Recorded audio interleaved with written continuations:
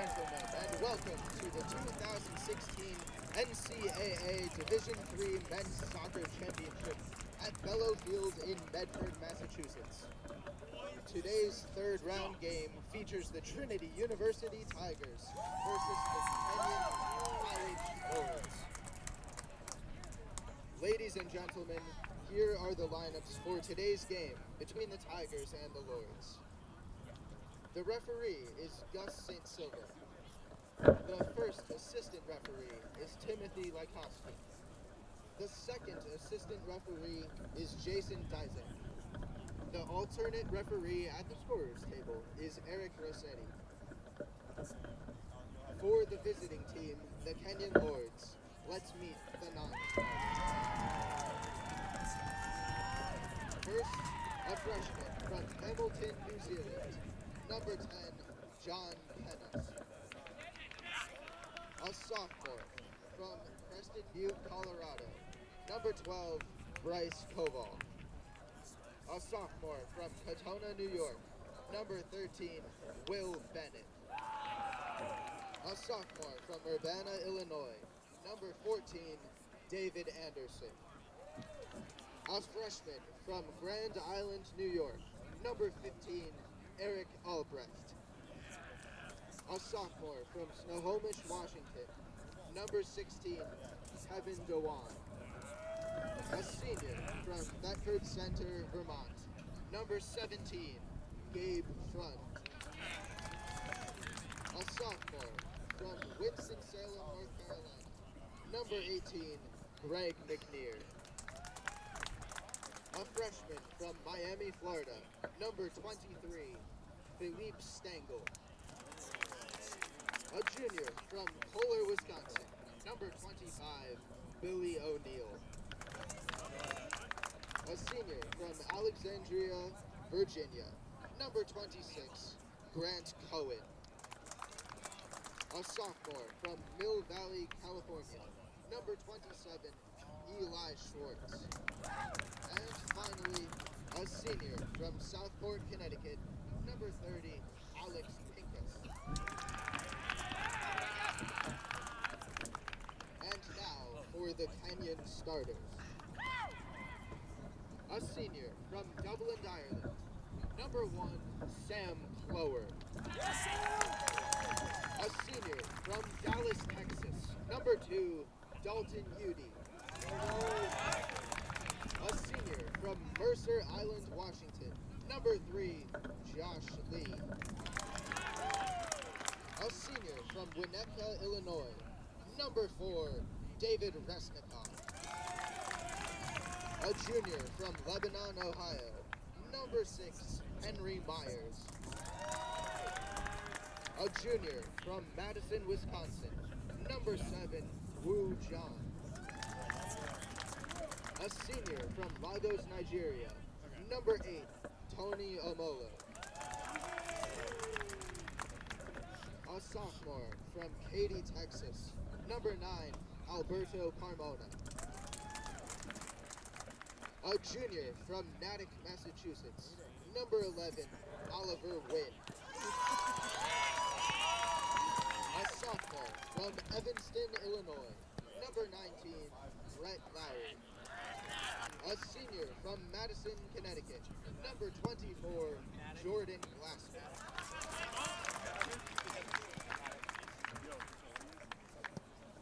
The assistant coach for the Lords is Darren Moore. The Kenyon head coach is Chris Brown. And now, for the home team, Trinity Tigers, let's meet the non-starters.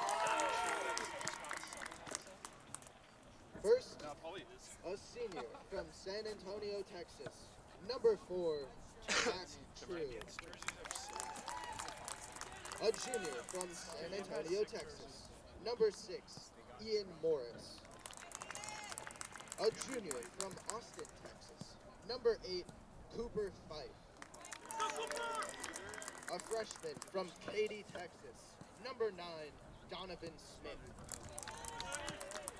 A senior from Sydney, Australia, number 12, Todd Edwards. A sophomore from Austin, Texas, number 20, Luke Scranton. A freshman from Sugar Land, Texas, number 21, Kamran Musavi. A freshman from Coppell, Texas, number 24, Brandon Bond. A sophomore from Albuquerque, New Mexico, number 26, Ryan Hunter. A freshman from Northampton, England, number 29, Brady Johnston. A senior from London, England, number 32, Callum Squires. A freshman from Stavanger, Norway, number 33, Vetla Masver Holland. And finally, a freshman from Bradenton, Florida, number 44, Chris Morris. And now for the Trinity starters. First, a senior from Goulburn, Australia, number 1, Todd Whitaker. A senior from Saltillo, Mexico, number 2, Francisco Vasquez. A sophomore from Bolton, England, number 5, Lawrence White. A sophomore from Coppell, Texas, number 7, Austin Michaelis. A junior from Dallas, Texas, number 10, Daniel Ruano. A junior from Dallas, Texas, number 13, Dalen Gordon. A junior from Dallas, Texas, number 14, Guy Harris. A junior from Coppell, Texas, number 19, Chris Madden. A junior from Coppell, Texas, number 22, Kellen Reed. And finally, a sophomore from San Antonio, Texas, number 25, Christian Sackshaw. The assistant coaches for the Tigers are Edward Hardy, Tom Carwile, and Juan Madrid. Good afternoon and welcome back to Tufts JumboCast.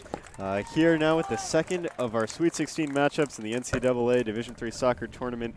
I'm Bernie Birnbaum alongside Owen Finnegan, and this one we have for you, it's a big one. We've got Trinity of Texas, not to be confused with the NESCAC school from Connecticut, number 5 ranked in the country, and they're going to take on number 3, and they're going to take on Kenyon from Ohio. They're number 5 in the country. Honestly, this could be a national semifinal if you just look at the rankings there. Owen, what are you looking at when we come up on this game? Yeah, just to reiterate what you said, really exciting game that we have here. Really an offensive powerhouse in Trinity taking on a very good defensive team in Kenyon College. So, you know, the age-old question, what happens when an unstoppable force meets an immovable object, I think that question will be answered today. But yeah, really exciting game. Just to give you an idea for players to watch out for on the Trinity side, number 7, Austin Michaelis, having a heck of a year, 11 goals, 9 assists, 31 points on the season. And then number 11, the junior Brett Mandelkorn, 7 goals and 6 assists playing as a defender. So interesting setup there from the Trinity side.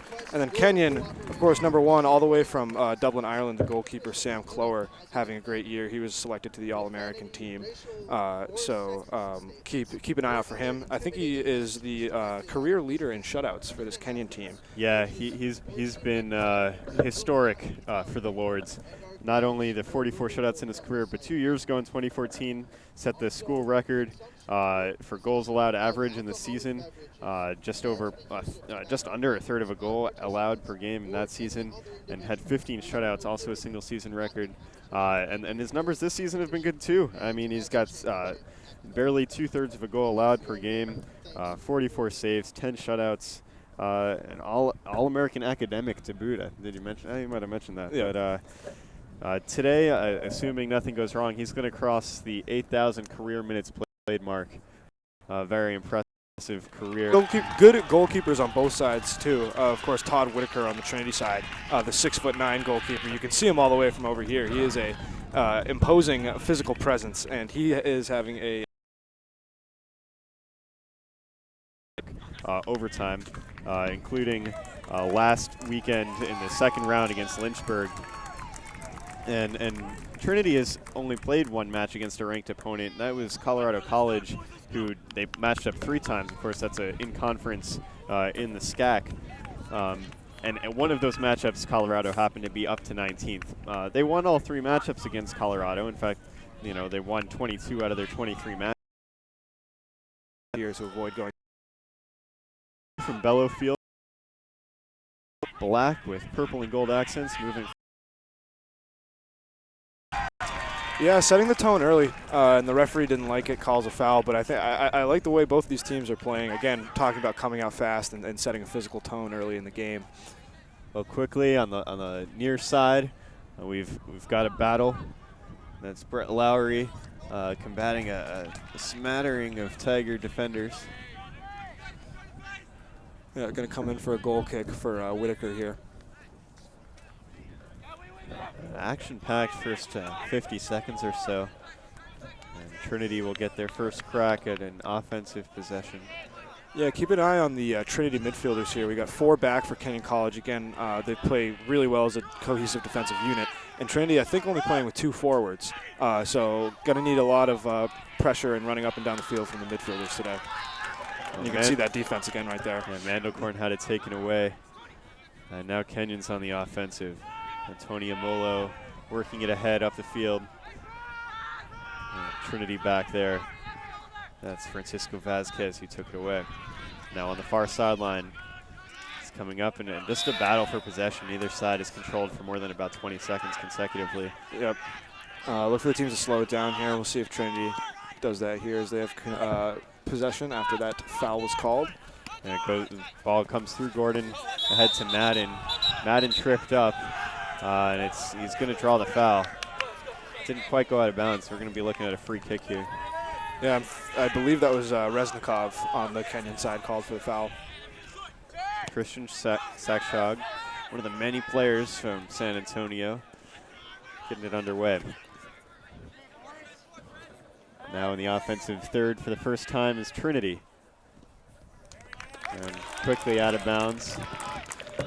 But again, we talk about the strange philosophy. We saw number 13, Dalen Gordon, all the way looking to get the cross on that ball. But he plays normally as a defender. You can see him moving all the way back almost to midfield here. So a lot of pressure forward, a lot of offensive pressure from the defense and the midfield. On the corner kick now, we've got Brett Mandelkorn. Now Trinity has 231 corners on the season. Opponents just 61. Very lopsided numbers in the set pieces. Of course, this one just knocked straight out of bounds for a retry by the Lords. Mandelkorn again. Not a lot of men in the box for the Tigers. And the referee is now ready to get underway. Here's Mandelkorn, serves it up. And there's a close chance there. Clower is trying to grab it out of the air. It's just beyond his grasp, and the Trinity strikers put it just over the crossbar. Yeah, but going again, just real quickly back to those corner kick numbers, those are some remarkable numbers, and it is really just a testament to Coach McGinley and how disciplined he keeps his Trinity team. We'll have some nice words to say about Coach McGinley when the time arises. What a career he's had with the Tigers. Now in their 20th NCAA appearance in 21 years, 15 straight. I mean, that's mind-boggling. Yeah, that's remarkable. We've got a throw-in for Kenyon, it looks like. Yeah, we apologize. We do have some fans tend to block our view, and maybe we'll be able to get them out of the way. And in the box, we've got some exciting action. A save made by Whitaker off the face. Yeah, that was a fast sequence there, and just testament to how quick the reflexes of Whitaker are, how quickly he was able to get down to the ground, especially for how tall he is. That was really remarkable. That'll go out for a corner. Some manic action in both boxes in the first 5 minutes. This corner played short. Off the post and off the side of the net. A beautiful ball came into the Kenyon striker. And that was Josh Lee who had a great opportunity. Yeah, and I love the way how they played the corner kick on the ground to the outside of the box and letting their offense take the kick instead. It's going to be hard to sneak one by again. Whitaker, 6'9", hard to get one through in the box. So good move by Kenyon to play that corner kick outside of the box, take a chance from outside of the box. Whitaker made the save, but he didn't clean it up, and Kenyon had a prime opportunity to get ahead early. Yeah, that was Oliver Wynn looking to put it away, but he put it out of bounds instead, and you could see his frustration. He collapsed to his knees after the play concluded. We've got a possession battle again in the middle third. That's Gordon on the throw-in for Trinity. Section attempted clear by the Lords and tangled on the feet of Lee. And Trinity throw-in, they maintain. Getting some action in the front 30. So looking to get him involved in the offensive side of the ball as well. Off the feet of Michaelis, and Kenyon will have possession once more. Here's Reznikov. Out of bounds. Ruled to be off the head of the Tiger. That was a toss-up for sure. Right here at midfield.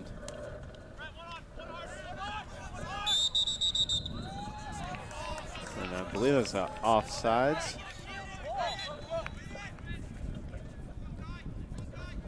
No foul called against Kenyon. Yeah, a little bit of a disagreement there. Had a couple of words to say to the ref. So it'll be Sakshog taking the free kick. Two-man wall for Kenyon. It'll be a tough to try a direct kick to the net. Yeah, I'm wondering if he plays it back for one of these two Trinity defenders. Doesn't look like he's looking You see at about 5 Trinity attackers in the box, but it's Kenyon that gets there first. Nice clear by Kenyon there. And really, we could have some drama here as it's rolling back towards the net. It's going to go wide, but Whitaker misplayed it, and a lot of credit goes to number 8. That's Tony Amalo for the Lords, putting the pressure on Whitaker, and usually the goalies don't bend under pressure, certainly not someone like Whitaker. But the Kenyon find themselves in good position. Yeah, that's called putting your body on the line. Whitaker tries to clear it, but it sends it right into, I believe that was Elmore's face. And he almost put it right into the net, but luck did not swing in the Lord's way. That would have been one of those kinds of plays you see on the not top 10. Yep, exactly. Would have seen us on Sports Center. So Dalen Gordon with the throw-in as it's fought for. And down on the ground as play continues as Amolo grabbing his knee. And eventually we might get a stoppage play, but for now we play on as Amolo is back on his feet. Physical possession battle here on the near side. Ruano eventually wins it, and it's going to go out of bounds for a Tiger throw. Yeah, this has been the Tigers' MO so far this game, is try to get these throw-ins on the near sideline and work slowly into the box. And it's been working. They've had some good offensive possessions so far, but nothing to show for it yet. Into the vicinity of Michaelis, but not a perfect throw out of bounds, and they're going to get another try. Yeah, most of these throw-ins are going to go Michaelis' way. Best offensive player on this team. So look for every player on this Tigers team to get Michaelis involved early and often. Play on the sideline stays in bounds to the Lord's back line. And now ahead we've got one Lord with 4 defenders. Looking for a foul. Yeah, no foul there. I think he was looking for, looked like some of the defenders were tugging on his shirt, and he was appealing to the ref, but no foul was called. And not really a rhythm for either side in the first 9 minutes. Couple scoring opportunities apiece. It's another throw-in for the Tigers.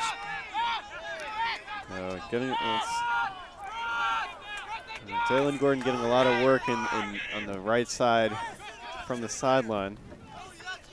Here's Chris Madden. And Alberto Carmona for Kenyon had his arm around Madden as the two of them went down. And clean play all around. As Amolo, who had been down earlier, gets a piece of the action. He seems to be all right. again, that was a well-played sequence by Kenyon, but just a bad job keeping control of the ball, and they turn it over to Trinity again. Into the box now. A couple of Lords are there, trying to get across and ahead in the air are the Tigers. And the Kenyon defense managed to clear, and it's going to go out of bounds, but a little bit of a heart stopper for a second there if you're a fan of the Lords. Lords, though, if you're a fan of the Lords, I bet you're in attendance. They've got quite a crew here. Yeah, we mentioned earlier, Kenyon, a good showing from the Northeast, so a lot of local fans probably making the trip up to the game. But a lot of purple in the audience here at Bellow Field.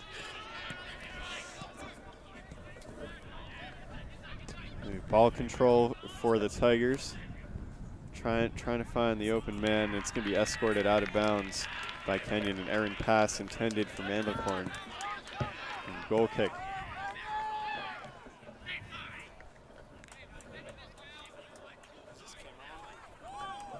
Flower is going to wait for his team to get upfield. Send it relatively short, actually, almost to midfield. And 4 men back for the Tigers. Racing for it, and I think he's not going to get to it.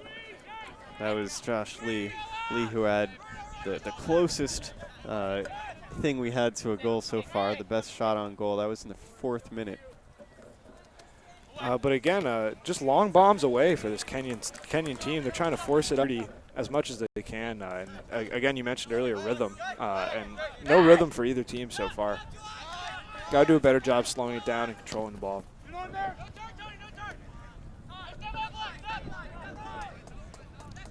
Tigers back 3. Possessed trying to look for a man upfield.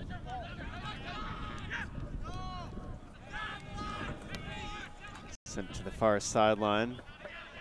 Met by the head of Oliver Wynn for the Lords. Possession battle on the far, and Wynn falls on top of his opponent. Looks like a foul's going to be called against him for that. A little bit of a sideline tackle there by Wynn, I think. Yeah, this is football, not football, after all.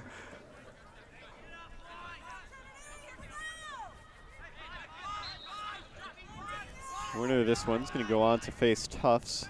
This ball sent in through the box into Clower, who fields it expertly. Tufts won in 1-0 over UMass Boston. The earlier match here is a tight one until Tufts scored in about the 68th minute. And UMass Boston threw everything they had at the Jumbos in the final 20 minutes, and the Jumbos stood strong. Jumbos unranked, getting their 3rd straight at-large bid. Hosting this pod simply because of geographic concerns, the lowest ranked team of the 4. But with the other 2 teams, Kenyon in Ohio, Trinity in Texas, NCAA didn't want to have to fly 3 teams, as Whitaker makes the catch on his knees. What didn't look like it was going to be a dangerous play ended up being a little bit dangerous, and his maroon cap that he wears has fallen to the ground as well. Yeah, a little bit of collateral damage, as it looks like Jordan Glassman went careening over Whitaker in the box, and when Whitaker's going full speed in the box, you better watch out. Yeah, that's a whole lot of human being. That ball getting dangerously close to the JumboCast broadcast booth. Of course, I use the word booth loosely here.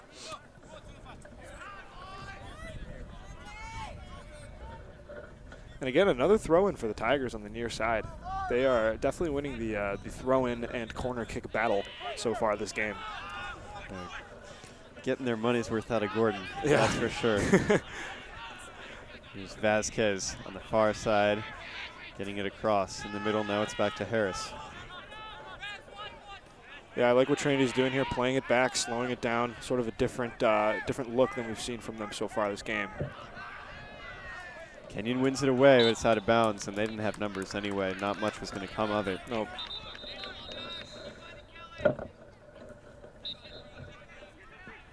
So on the far sideline, Trinity gets back underway.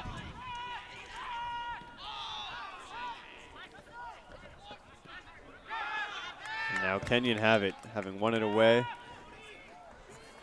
Amolo all alone, getting some help He's battling 2 defenders and puts it into the arms of Whitaker. Yeah, good job by the Tigers defense to smother Amolo and sort of cut off any option he had.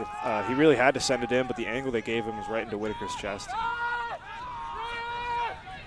Yeah, Kenyon playing solid defense, not really getting numbers forward, but Trinity is not really in rhythm either. Yeah, that's going to be a foul. Quickly resumed by the Tigers before anything else can happen. It's called back. some disagreement from some Kenyon fans behind me about this call. Kellen Reed tried to get things to go quickly. But a little bit more of a managed pace now. All the way through the back line for a goal kick. And we've seen a lot of disruptive defense, I think, is a lot of what we're looking at now. Yeah, I mean, from both sides, really. They're doing a good job. We haven't seen a lot of plays inside of the box, not a lot of like long offensive possessions. So, like you said, disruptive defense, I like that term. And that's exactly how both teams are playing right now. As Kenyon has some offensive numbers forward, something we haven't seen very often this game, and there was a chance, but nothing came to fruition there. Yeah, right in the box, and Wu John was there. I think he was trying to redirect it on goal instead of redirected it away from the goal. Yeah, and that's going to be offside, spoiling what was probably the best Kenyon College chance since that corner kick that they had earlier in the game. No sustained pressure. All the offensive opportunities have come in a bit of a fluke fashion, erupting spontaneously and dissipating nearly as quickly. Yeah, Wujan looking for the goal there. Usually a better assister than goal scorer, though. He has 8 assists on the season, which is one of the top on this Kenyon College team. So Clower's going to send it long. There's Wujan. Lost the battle with Gordon. And it's back ahead. Daniel Ruano now possessing. A bit of an ineffective knockback to his teammate. Yeah, not a great look there, but again, it's because of that defense not letting him go forwards and forcing him to look elsewhere. Good ball from Gordon there. Gordon, this one nearly took out our field camera that's left over from the first game. Some physicality as the bodies of a knock between the Lords and the Tigers. Nice little pass back to Kellen Reed there. Flicked ahead. Glassman gets it to Amolo. Amolo, again, doesn't have a lot of help. Yeah, they trust Amolo up there alone, even against 2 or 3 defenders. 7 goals on the season, 3 assists, 17 points. He is effective, but against this Trinity team, against the Tigers, they're going to have to get him a couple players to help him out in the box there. I mean, he's just been on an island lately this game. Amolo, the senior from Nigeria, actually a 3rd in school history in both goals and points, 50 and 121 respectively. So might be adding to that total this afternoon. I certainly don't see too many opportunities for other Kenyon players. The foul call goes the way of the Lords. Trinity officially the home team here in the whites at the higher rank. Going to force it up to Glassman, who is alone in the box against 3 Trinity defenders, so nothing comes from that other than some good field position for the Lords here. Yeah, skied out of bounds by Guy Harris. Yeah, it looks like it's going to be a shallow throw-in. It was almost a corner kick, but they managed to keep it into a throw-in, so good awareness by the Tigers team there. And with the throw-in now, the Lords have an opportunity to get numbers. They've got every man across midfield except the goalie, 7 near the box, headed out of the way by one of the Tiger defenders. Looked like it could have been a chance on that throw-in there. It was a fantastic throw-in, but the Tigers' defense was so calm there. Wujan sends it in. Not a bad attempt. As Henry Myers trying to get his head on it. Unable to, and out of bounds for a goal kick. Yeah, but really impressive composure from Gordon, and I believe it was Harris in the back line there against 2 opportunities for the Lords, and they managed to keep their heads, and there was no sense of panic whatsoever from the defense there. We're about 20 minutes into the first half here at Bellow Field. No score between the Tigers and the Lords. Yeah. Been a possession battle more than anything else. Took the words right out of my mouth. It's been a lot of action in the midfield here, a lot of back and forth, and not a whole lot of offensive chances in the first 20 minutes of this game.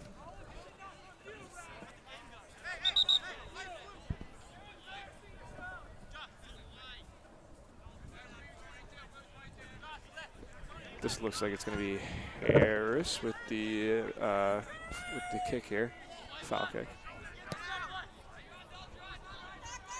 All the way from midfield, looking for the far side of the field, which they haven't played a lot on. Usually try to look to keep it near side. And going down to the ground for the Tigers. Yeah, it looks like the ref's going to have a couple words with the Kenyon player here. Lawrence Wyke was the one who went down. Wyke, who didn't even see an appearance in the second round win against Chapman, and that speaks to the way that Trinity head coach Paul McGinley changes up his lineup so much. That Kenyon tends to use the bench a bit more. They get more players involved in any given game, but their starting lineup is fairly consistent. You have a good sense of it. The same exact starting lineup as they had against Lynchburg. Trinity doesn't trot out the same starting lineup that often, and McGinley, with his sage ways,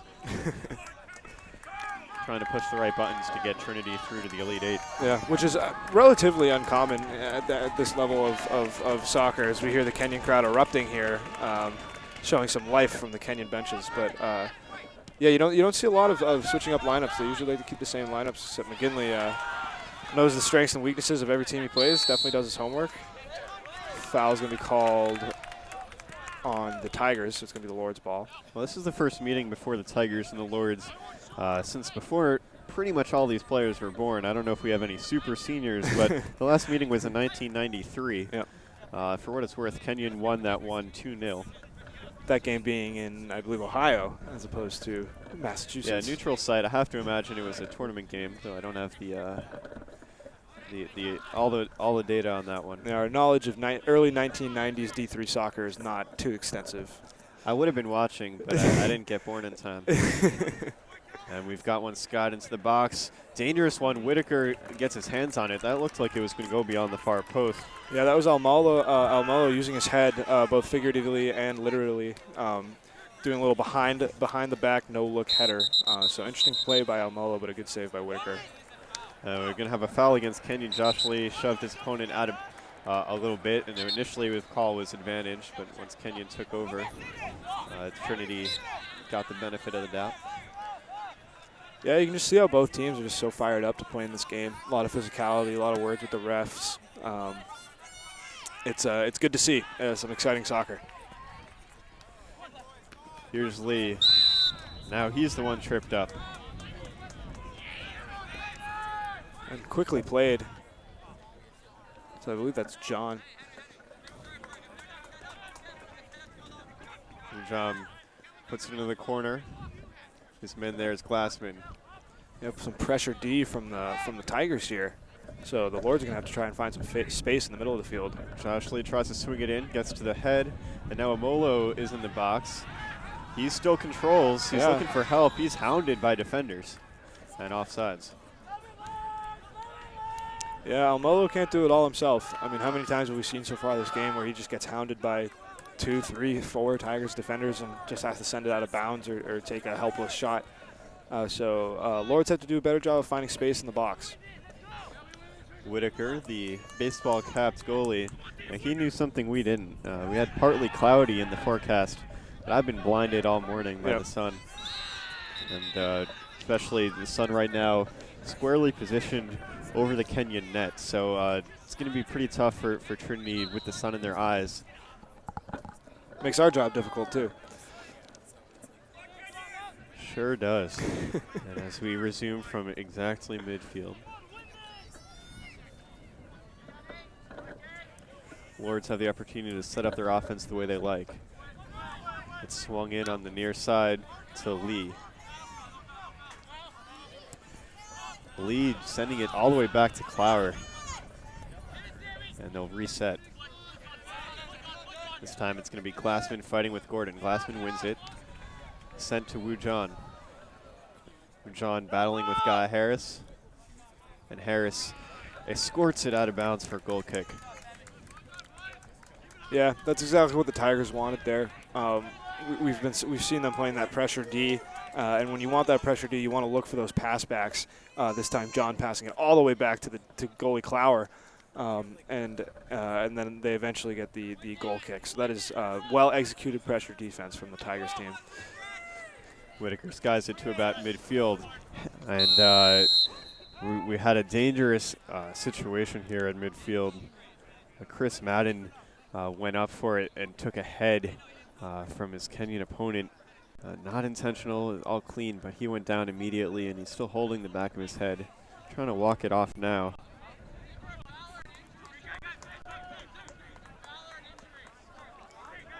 Some confusion on whether it's a foul. Well, the clock is stopped, which would seem to indicate an injury. Right. And by NCAA rules, the clock does stop for injuries and when a goal is scored and not any other time.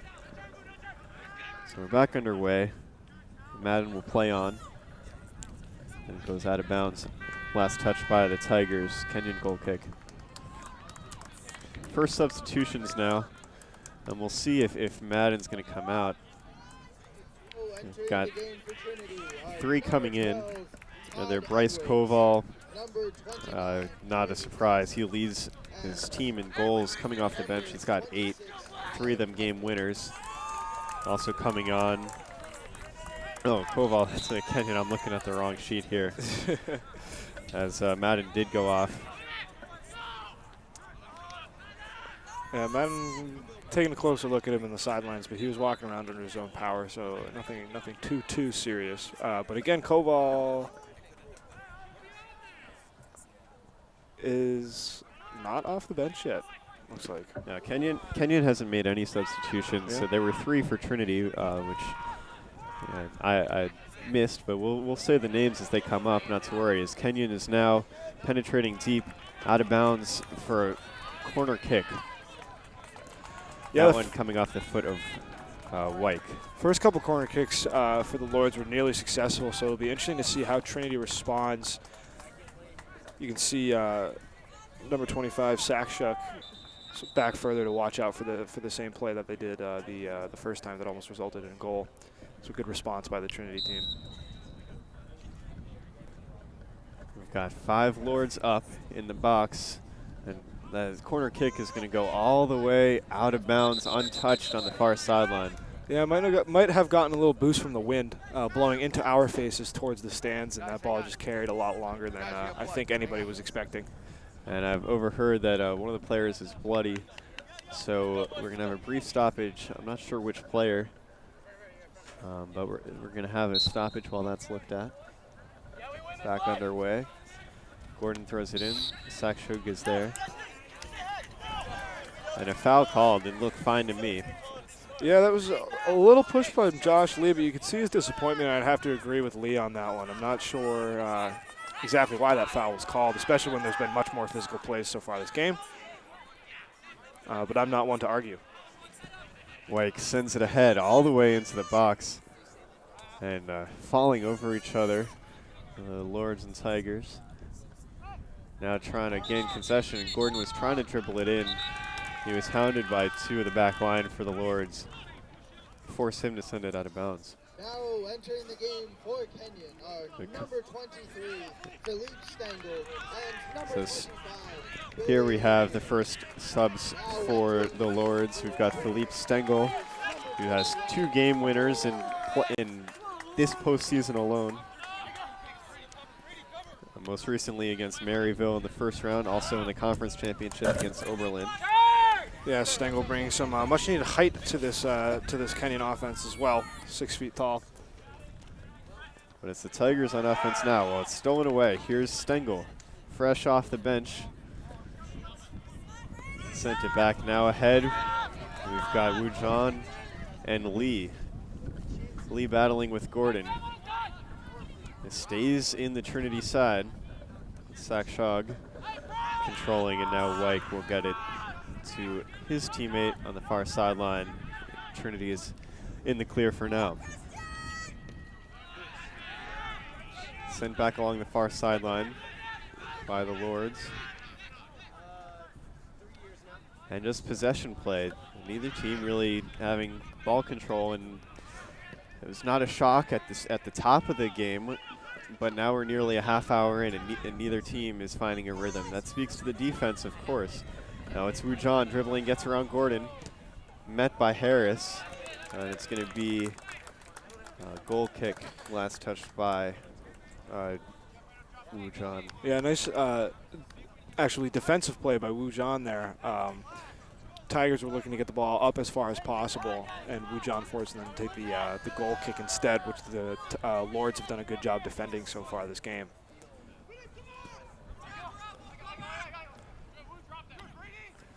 Fought for in midfield, safely this time by all involved, and Wu John goes down. I think he took an elbow to the jaw, or something to the jaw, and he's on the ground, not feeling too comfortable. We get a stoppage of play for the injury. You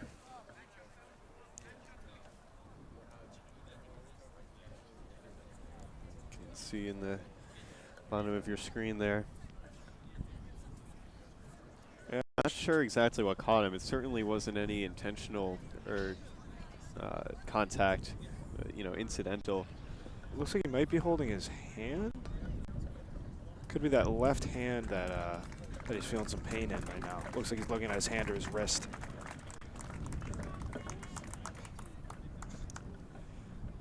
Well, you don't need your hands in this sport, really. Not too much anyway. Looks like he's going to be all right. Ref taking a minute to talk with him and see if he can stay on. Yeah, again, if there's blood involved, then they sort of don't want that getting everywhere. But it seems like we will continue and Wu John will stay on. This is midfielder Lee with the kick. It's Sends a it laser in. beam. Yeah, low line drive right into the hands of Whitaker. Whitaker is run into. And some sign of good sportsmanship. As the opponent helps up. They're helping each other out. On the far sideline, we've got it played into the box again. Sent on goal and just wide, not quite on goal. But Henry Myers trying to sneak one in on the near post, flicking it just wide. Yeah, great idea by Henry Myers. He had the option to stop and control that, but we've seen the way that these Lords have been treated when they try to control it inside the box. They just get hounded. So Myers trying to just send it directly in, and he had the right idea, but just a little bit too wide.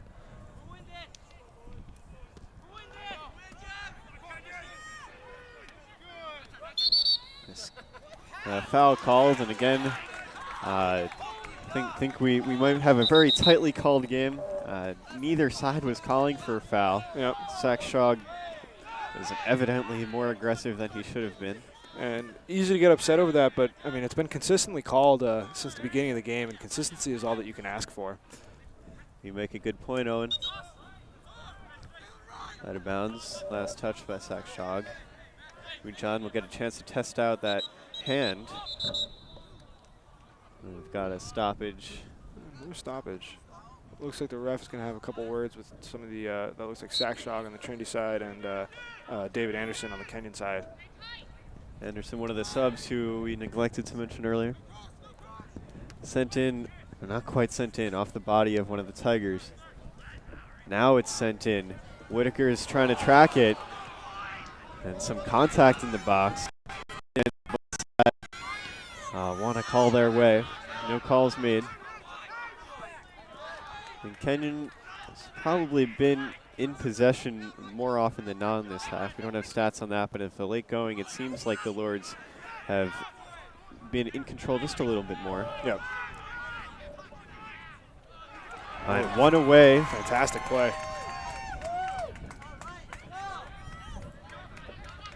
Kenyon doing a much better job this sequence of possessing and controlling the ball, and of course, as soon as I say that, they turn it away. That was Bryce Koval who managed to keep the play alive, who previously misattributed to coming into the game. He's in the game now, the goal scorer for the Lords. Trinity will try and get some momentum going their way. Sent in on the far sideline. Sakshog has it one away. Kenyon now moving the ball forward. Chance here for Kenyon. Tigers defense playing a little further off outside the box than they do inside the box.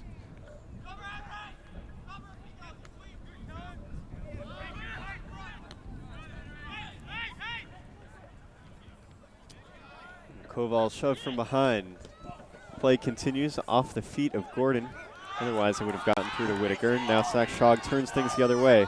Trying to get pace and simply faster was the Kenyon player. Yeah, Sakshog maybe looking at the ref, looking for a tug on the shirt, but it looked like David Anderson just outran him there. Looked pretty clean from my perspective. We got substitution now for Kenyon, 2 of them. Into the game, John Penas from Hamilton, New Zealand. I don't know if we've mentioned yet, 8 different countries are represented between the 2 sides. One of them being the U.S., 18 U.S. states as well. Quite a diverse crew. Of course, most of the Trinity crew are from Texas. But the world has converged on Medford this afternoon. With 12 minutes to play in the first half, no score. Of course, a lot of these Trinity players either went to the same high school or played on the same club team. So chemistry coming into the college team. And seen a lot of hustle from Koval, keeping these balls alive, or at least attempting to keep these balls alive. but Penas let the ball go through him. I think he thought he had a man on the left flank, which he did not. Turnover for the Tigers. Gordon, who's played every minute of this match so far, throwing it in. Skips through the Tigers. Right now it's back to Gordon at about midfield. Nice play by Gordon there, but it's going to be sniffed out. Here's Koval battling one-on-one. Gordon now there, and so is Penas. Off the foot of Penas and out of bounds. Yeah.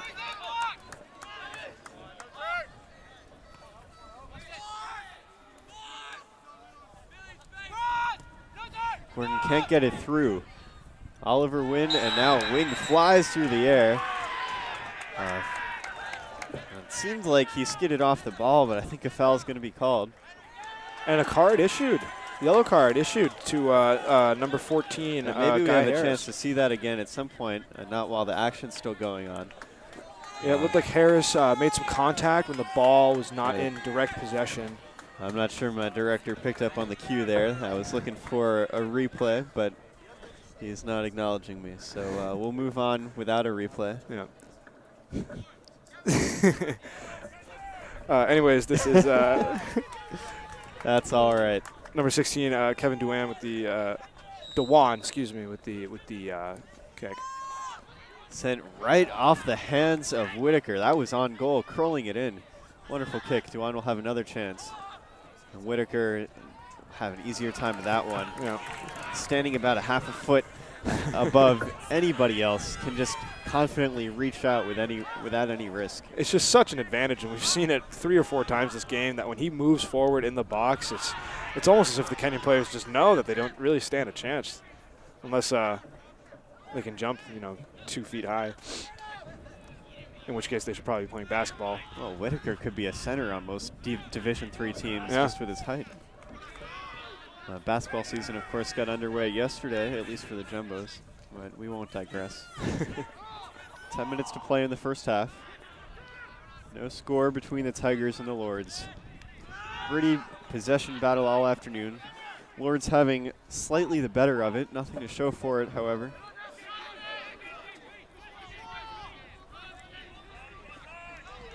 And Sakshog finds himself in a real battle at about midfield. Yeah, Sakshog been involved in a lot of those battles today. He's doing a good job moving all around the field. Now Gordon brings it up on the right side.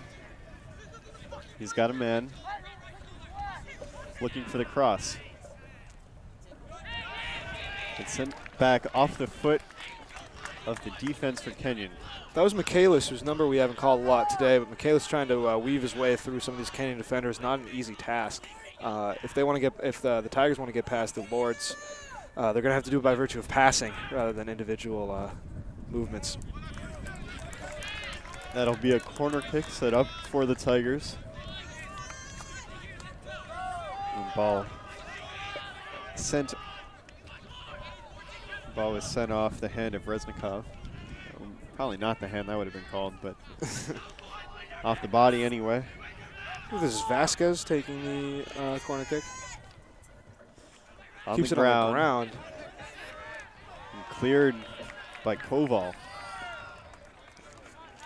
I like the choice of keeping it on the ground, actually. There's been a lot of physical play in the air, has led to a couple of injuries, but it's no guarantee that you're going to win those battles in the air, so good job keeping it on the ground there. Sakshog now sending it into the box. And a head by the Kenyon Lords, clears it partially. And now Penas is there to clear it fully, and he's got Koval ahead if he can find him. Can't snake it through. Turned around by Wyke for the Tigers. Yeah, Penas appearing out of thin air, it looked like, to control that ball. I thought for sure the Tigers were going to be able to maintain possession. Here's Wyke. Putting his body on the line. Yeah, that one's going to fly into the neighbor's driveway there. This is a residential area. Anderson took one for the team.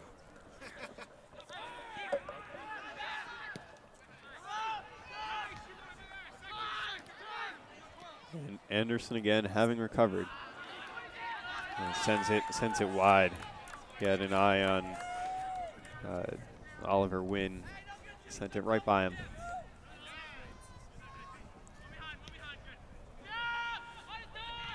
I'm actually going to take this minute to correct myself. I said Vasquez was taking the corner kick for the Tigers' previous corner kick. It was actually Todd Edwards. So my apologies.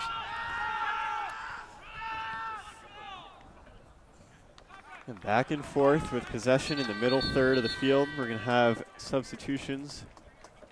One substitution. Entering the game for Kenyon is number 18, Greg McNear. So McNear for Kenyon comes on. Didn't catch who he'll replace, but he's come on for defense in every single game. Hasn't started, but he's appeared in every single game. The sophomore from Winston-Salem in North Carolina.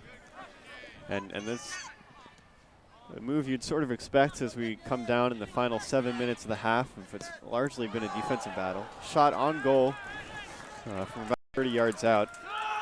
Easily handled by Whitaker.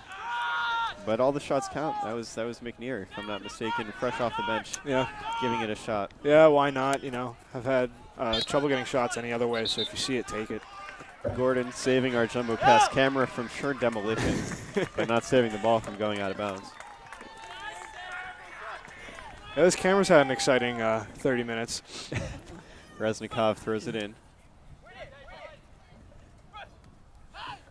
Koval across Penas, and Penas gets a foot in the chest. Yep. I thought advantage would be called. Looked like Kenyon was going to maintain possession. Yeah, I agree. Actually, I'm a little surprised they didn't call advantage as well, but I'm sure the Kenyon Lords will take the possession anyways. Here's McNear with almost the entire Kenyon side up ahead of him. Sent on the right side of the net. Some players are already down before the ball even arrived. And it's fought for on the far sideline. Weaving his way through some defenders, getting it into the center. And Kenyon gets it to go. That's a goal. A lot of chaos. It was pinballing around in the box. We might need a replay or an official announcement to see exactly who got the goal. And it was McNear sending it in with a little bit of an awkward spin, and I'm wondering if it maybe deflected off of one of the Tigers. Here comes McNear, left foot, awkward spin, and it's just going to ricochet right into the back of the goal. We'll have to wait for the announcement on that one. We couldn't tell. But Kenyon on the board for first in the 40th minute. Tigers were going to have to battle from behind. How about McNear coming off the bench and making his impact known immediately? He had that good shot on goal, and I said, you know, if you see him, take him, and then a good left foot and in the box again. McNear's there. That time foiled by Gordon was on him. You can see this. You can see the Lords just rejuvenated by that goal. Every player running at about twice as fast as they were previously, or at least that's what it looks like. Well, we said it. You know, the Lords make use of their bench in game a lot more than Trinity does. Trinity, I'm sure they do funny things with the starting lineup, but we've seen about 5 or 6 subs come in from Kenyon. Most of the offense for Kenyon did not start the game. They're the ones that got it to go, and Gordon takes one off the face. He's going to need a moment. Yeah, that was right in front of us, and we could hear it. McNear patting him on the back. Nothing malicious there, but certainly painful. Now, my brother took a ball off the face in high school play, and he actually was sidelined with a concussion for some time after that, so this makes me nervous when you see something like that. Gordon seems fine. I played some JV soccer in my day. Chipped a tooth once from that very same sequence of events. And good sportsmanship. Gordon will just send it back to Kenyon.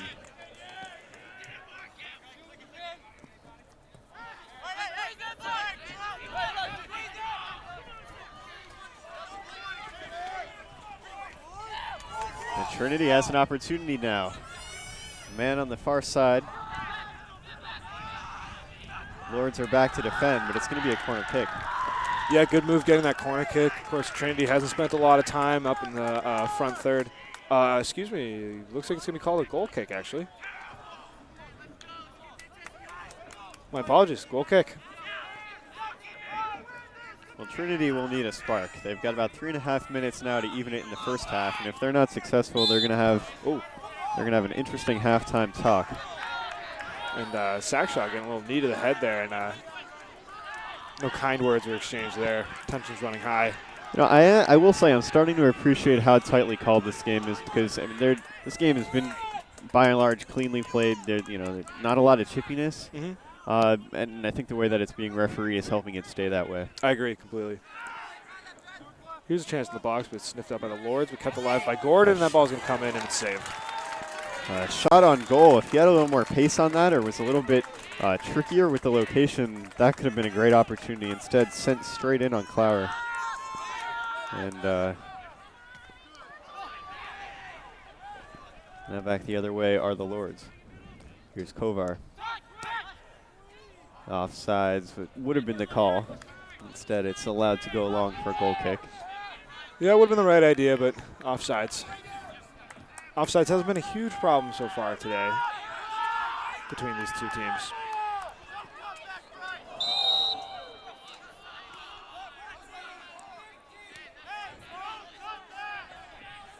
Yeah, that's going to be a foul. Some disappointment from the Tigers side. You can see a couple players with their hands in the air.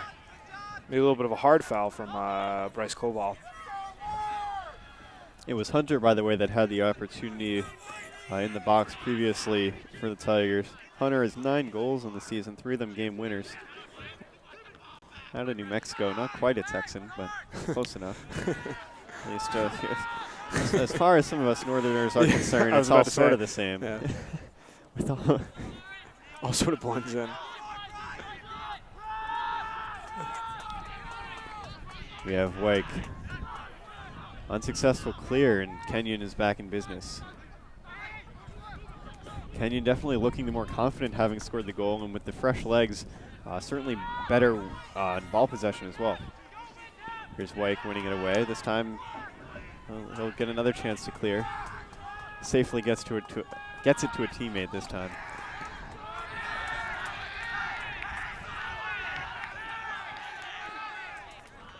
Nearly a 3-on-2 break for the Tigers as we enter the final minute of the first half. Yeah, Lords are going to be putting more players back here. Remaining in the first half. You hear the announcer. 1 minute remaining. You know, I don't think we ever got an announcement on the goal, however. We might have to get back to you with that one. Get some clarification on that. A little bit later. In the last 40 seconds, the Tigers try and make something happen. It's Gordon on the near side. And he's tripped up. That'll be a foul. Yeah, Gordon taking a beating so far this game. Of course, taking the ball off the face, and again, we heard that one right there. That didn't sound too nice either. Kenyon definitely the beneficiaries of the call. As the foul call took half the time remaining. 19 seconds for Trinity to make something. Sakshog sends it in on goal, and Clowers there. Not particularly difficult for him. But good opportunity for the Tigers, but nothing too tricky. Yeah, nothing too threatening. It was a good ball by Sakshog, but nothing was coming out of that. And so it's skied out of bounds, and that's how the first half is going to come to a close. There's a goal in the 40th minute from Kenyon to put them up 1-0. That's where we're at halftime. Owen, what have you seen overall from the first half? Well, I mean, we repeated this a couple times, but you mentioned one word that I really just want to emphasize, and that word is rhythm. We saw from the Lords earlier in the game, it was a lot of forcing the ball upfield, 20, 30 yards in the air as hard as they can, and hoping that, Almolo, could make something happen in the box, and really just nothing was coming. And it was a little bit more of the same on the Trinity side. Try to get a couple free throws and maybe get it to Michaelis.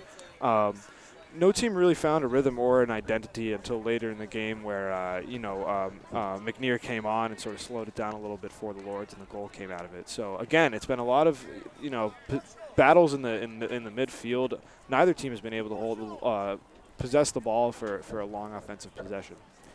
We do have word on the goal. The goal was officially scored by Billy O'Neill, assisted by Gabe Freund.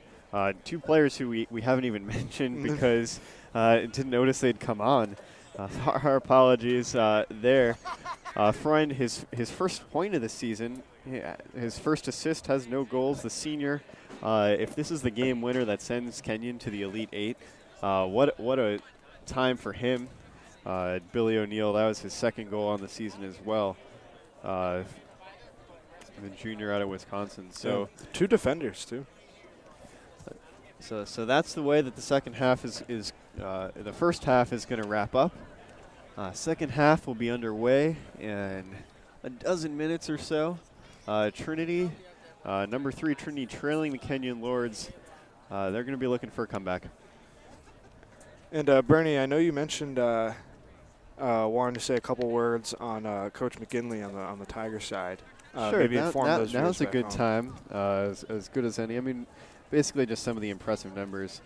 We mentioned this is their 15th consecutive NCAA tournament appearance for the Tigers, the longest active streak.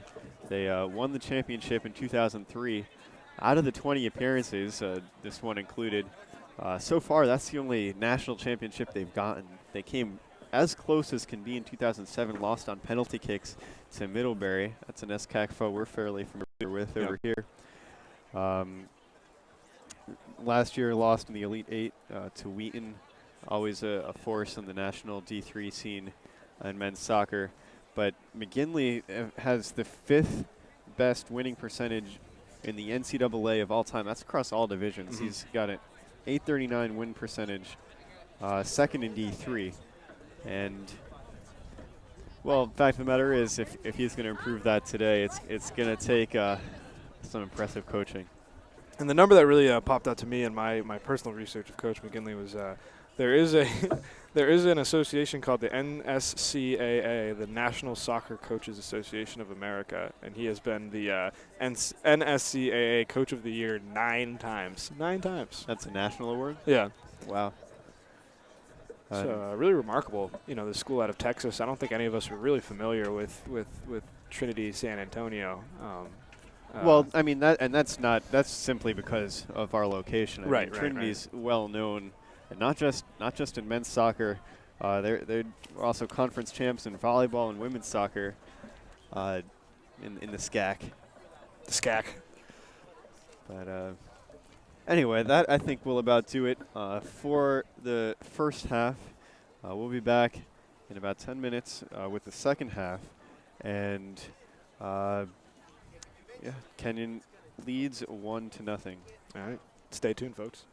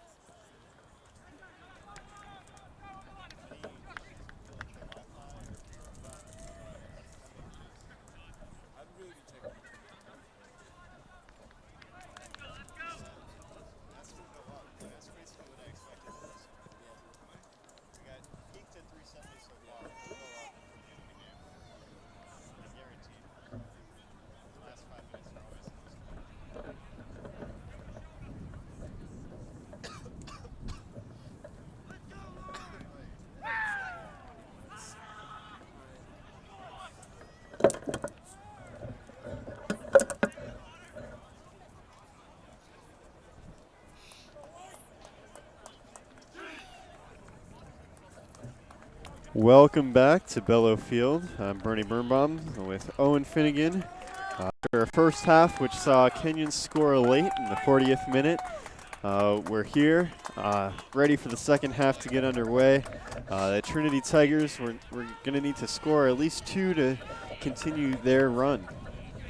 And that won't be easy. I mean, we've seen, not that they looked bad in the first half by any means, but certainly not a lot of offensive opportunities for the Tigers. So look for them to switch up their philosophy, get a couple more players up front, because certainly did not have the pressure that they will need, at least in the first half. And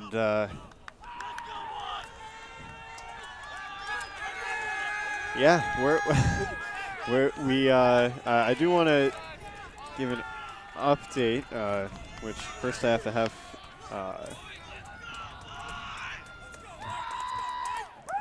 Well, we're going to get back underway here. We have the whistle, and the clock is counting down.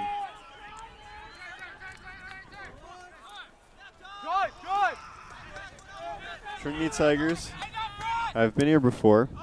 They needed to come from behind in their conference championship, which they eventually won 2-1 over Colorado College. That was 2 weekends ago. Yeah, both teams here winning their respective conferences.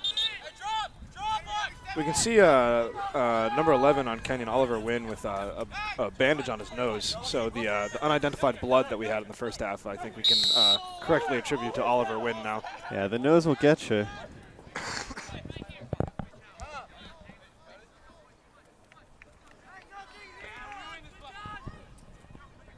Here's a throw-in for the Tigers, or excuse me, a free kick for the Tigers. He's going to play it back. This Guy Harris taking it up, and again, we can see these defenders playing a little bit closer than they were in the first half, leaving plenty of space for number 24, Jordan Glassman, to take it all the way up to the box, but he's going to be outrun. Maybe not. And that's a foul called. Foul called, more fouls called early here in the second half.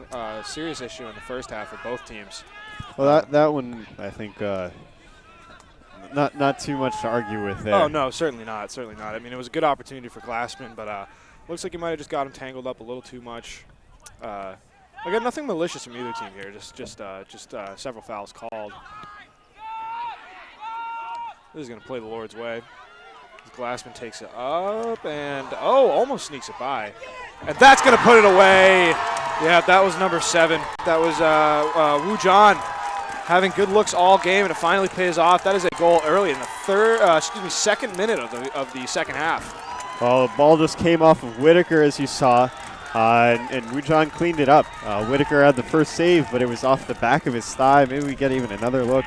And so Kenyon is up 2-0 now in the 47th minute. Here you see comes off maybe it's even the foot of Whitaker and emptying that, and Woo John does not falter, straight in on goal. Yeah, I'll tell you what I like from that goal too. That was good communication between John and Glassman. Glassman was looking like he was hustling to get the ricochet off of the goalie, but John called him off. Glassman respected that, and then John put it away.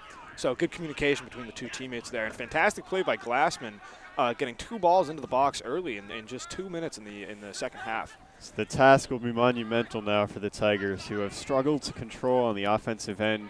They're going to now need 2 just to send this one to overtime. Of course, plenty of time to do it. That, the only silver lining, really, when a goal is scored early, is that you've got plenty of time to recover.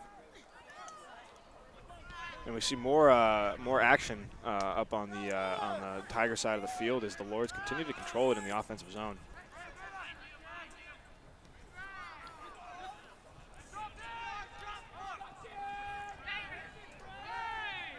The update I wanted to get you, I now have, is on the other team that wears purple and white, that at least used to be called the Lords. That would be Amherst, formerly known as the Lord Jeffs. At one point, the top-ranked team in the country, they fell actually to Brandeis in penalties. So Brandeis will move on. That's the other Massachusetts matchup after we had Tufts and UMass Boston earlier. Mm-hmm. That's big news from around the bracket. Calvin moved on last night as well. Brandeis has good men's and women's programs, actually. One of the top programs across the board in D3. But the reigning national champions have fallen, so we're going to have a new champion. Back to matters at hand. Some frustration from the Tigers team, specifically Mandelkorn. Can't be too happy with the way the second half has started. And Clower, who boots it forward, has been relatively untested. He's on track for his 11th shutout of the season. Now Amolo goes down, and not for the first time in this one, helped up by his teammates. Yeah, there's been, physical play. There's been a couple injury scares on both sides. Nothing too serious so far, but definitely some things to be worried about.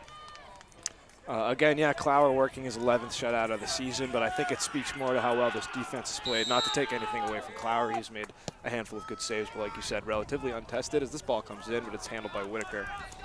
Off the foot of Udy. Udy a Texan, but not on the Texan side. That's fought for, and clear foul. Yep. Reznikov holds on to Michaelis. I think that's really the first instance where we've had a foul that was egregious like that. We did have a yellow card earlier, and we have another one now. Yep. That's the 5th yellow card of the season for Reznikov. Despite the foul, a good play by Michaelis to control that ball and get it into space and forcing that foul. Michaelis, one of the star players on this team, haven't got the opportunity to say his name very much so far this game. What I don't like about the call, the fact that Reznikov committed that foul, is it wasn't particularly necessary. Mm-hmm. You know, he had men back with him. As this one comes in, headed over the crossbar, good opportunity for the Tigers. That was off the head of one of the Tigers. I didn't catch who it was.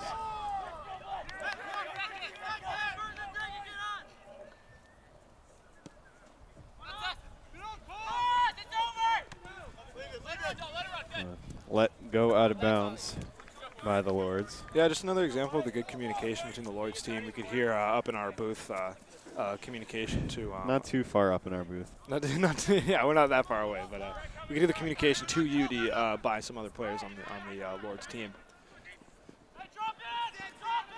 Trinity on the attack. This is how they're going to need to be focused for the remaining 40 minutes. On the far side now, it's Gordon. It's broken up by some of the Kenyon back line. It's making life miserable. And that one's going to end up in the neighbor's yard as well. Got so used to Gordon here on the near sideline. I felt like we were becoming buds. I know. But he's over there now. I miss him. He really took a beating in the first half, as you mentioned. He's one tough kid. I mean, and he's been playing great. I mean, he really kind of the primary ball controller for the Tigers so far this game. And as a defenseman, that's really unusual. But he's been playing great. And it just tells you not to necessarily believe what you see on the program in terms of the positions. Yep. Trinity only lists 4 forwards, so only 2 that really get significant action, or starting action anyway. This ball is going to fall harmlessly to Whitaker. Lawrence Wyke looking for a man upfield. He's got one. Yeah, and you can see Kenyon dropping 4D and 2 midfielders back. So playing with almost 6 people back in his zone. Mandelkorn will throw it in. Arranging his offense, and here it is. Now dribbling into the box. Sakshagen poked away with the foot. It's going to be a corner kick taken by Sakshag. But if Sakshag had gotten around him, that's half the deficit gone. Interesting. Swung in here now. We'll get on that later after this sequence here. It looks like this ball is going to go away, but you can see the Tigers incorporating short passes there, something they haven't done all game, but almost led to a goal. Amolo on the break sends it into Whitaker as nicely as a teammate might. But again, we've just seen a lot of long passes to an isolated player in the box with the hope that something can happen. and I really like the way that they kept the corner in short and moved short passes between Sakshaw and Michaelis there. No goal to show for it, but it was a good sequence by the Tigers. One of the most promising since the early moments of the first half.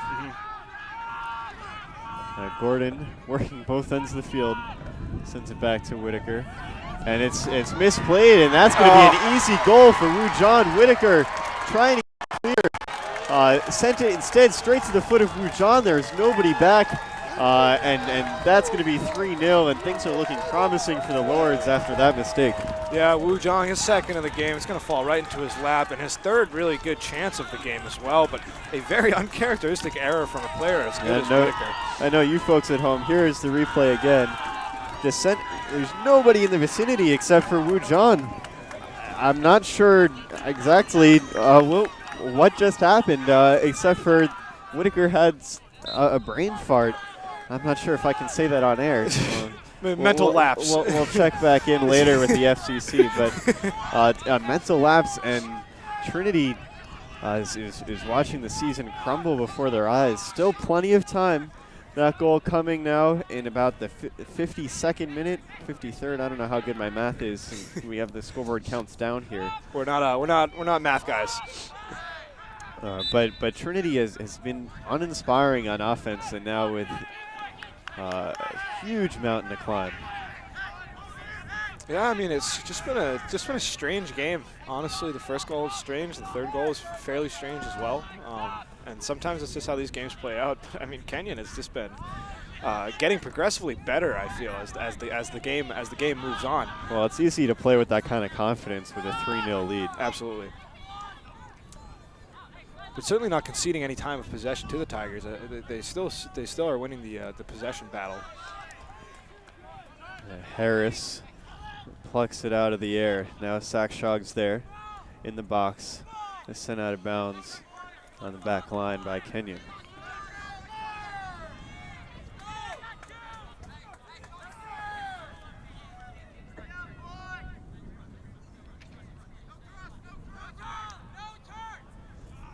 The Tigers average 3 goals per game.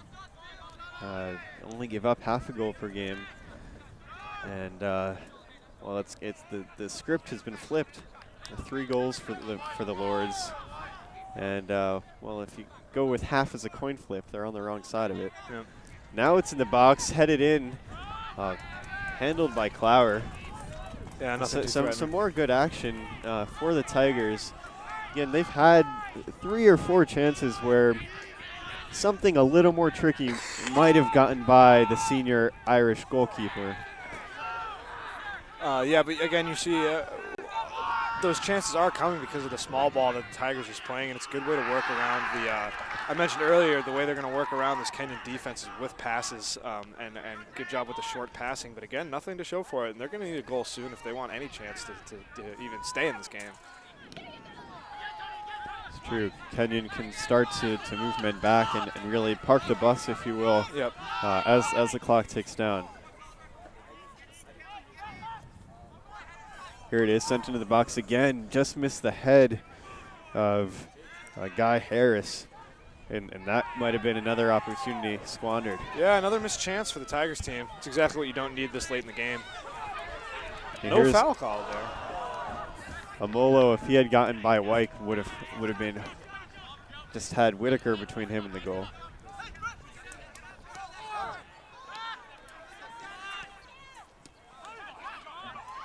And Kenyon breaks up another sequence.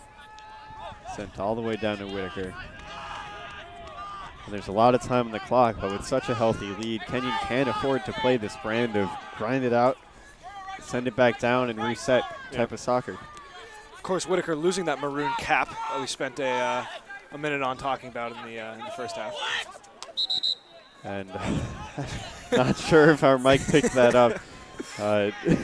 Alberto Carmona was furious about that out-of-bounds call. Yeah, Yudi wasn't too happy about it either. Now sent into the box, skied well over the crossbar. Zach True coming in off the bench. Just trying to make something happen. I mean, you do miss 100% of the shots you don't take, but if those are the shots you're taking, you're not going to make too many of those either.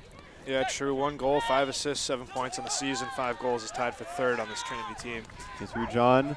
A nifty back and forth between him and Amolo. Little triangle passing. You do that in warm-ups. Now sent to the far side. Lee's there. Lee working into the box, trying to extend the lead one more. Through the box, and it's the defense. Wasn't back there, but Guy Harris was, and he's the only reason that it is not 4-0 right now. Marvelous opportunity for the Lords. Yeah, that was a great dummy by Glassman, just letting it go and totally fooling Whitaker. I believe it was Glassman. And you're seeing Kenyon with no quit. I mean, as long they are more concerned with controlling the ball than they would have been had they been on the other side of the margin, as a foul is called against Kenyon. And I'm not 100% sure what that foul was, and it looks like the Kenyon crowd wasn't quite sure what the foul was either. Nevertheless, this ball is going to be worked up into the Kenyon side of the field. But I've been, especially at this stage in the game, impressed by Kenyon's aggressiveness.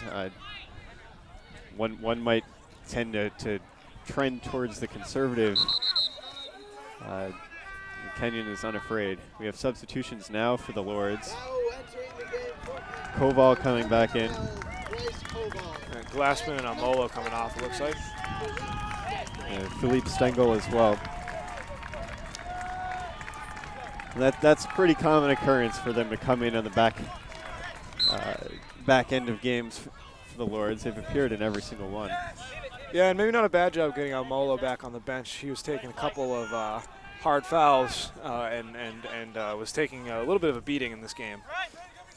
So good to get him some rest. Now those are primarily offensive replacements, so it's interesting that that's the strategy that Kenyon's going to continue with for the last 31 minutes or so. Yeah, ball just got turned over, but you see Kenyon with these offensive looks this late in the game, up 3-0, is really just not something you see very often. Here's Kenyon still on the offensive side of the field, and shoved aside by Wyke, and that is a foul. And and he's not too happy about it. We'll see. Surprised the card wasn't issued there. That was number 5, Lawrence Wyke, who's been playing well all game, really getting up in the ref's face. Both of the ref's faces, the line judge and the field ref. But I'm not sure what he's too upset about, because that was, I feel like, one of the easiest calls that the refs have made all game. Definite shove on Udi. I think that, when you have a team down like this, they are going to have to make a few more desperation plays. Udi's going to take the free kick. Every single Tiger is back in the box or just outside of it. In the case of Mandocorn, he's guarding against the short kick. Most of the Lords are up as well. The Lords taking their sweet time here. Well, the clock had been stopped, so it's not going to be a factor there. Here's Udi, swings it into the box. No one's home. Cleared by Sackshot. Only as far as midfield. And now an opportunity. A couple mic issues on our side, but we're all set. Good feed to Sackshog there. Yeah, but just with the fresher legs, you see Kenyon now getting to these balls very quickly. Yeah, we'll see a foul. Yeah, they're going to call it a foul, and I would agree with that assessment.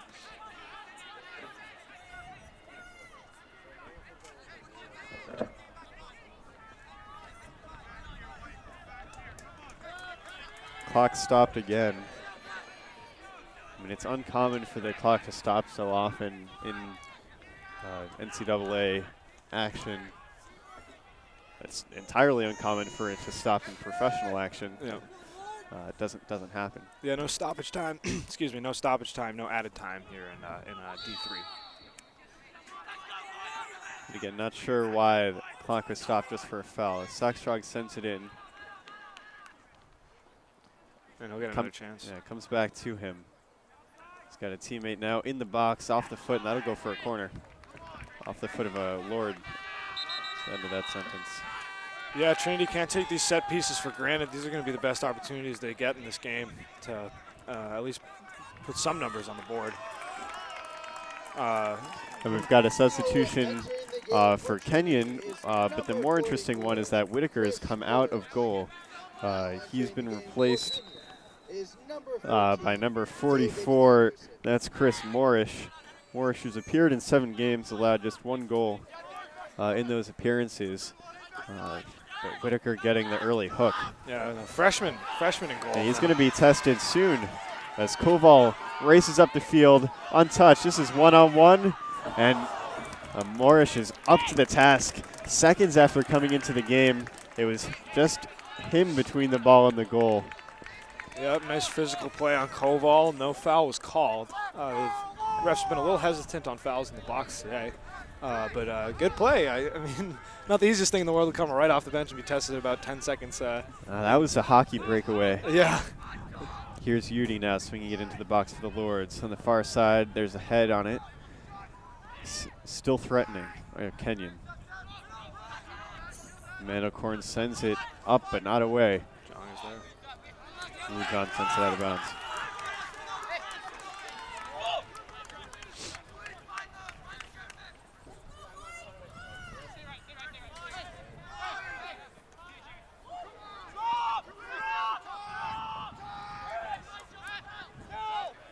Now for Trinity, and Kellen Reed gets it to the near sideline here.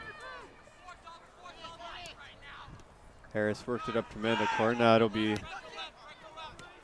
Kenyon taking it away, an errant pass, and Udi with a couple guys ahead of him. Sort of a failed backheel pass right into Koval, and then a failed pass by Koval right into Sakshog.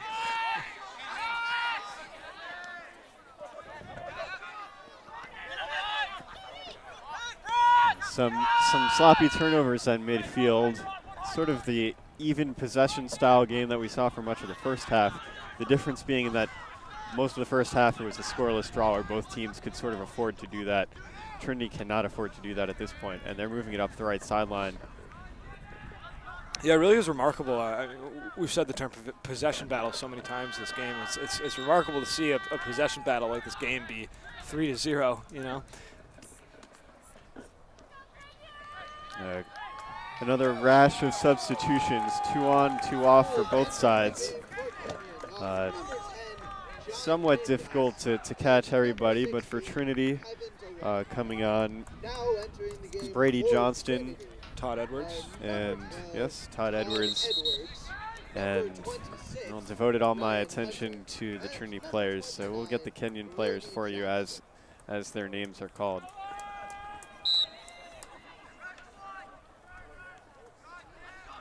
On the throw-in, it's contested by the Lords, out of bounds. Last touch, Trinity.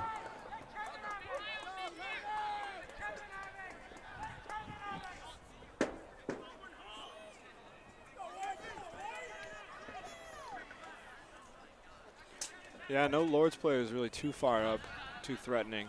So it's sort of shifting into that more conservative look.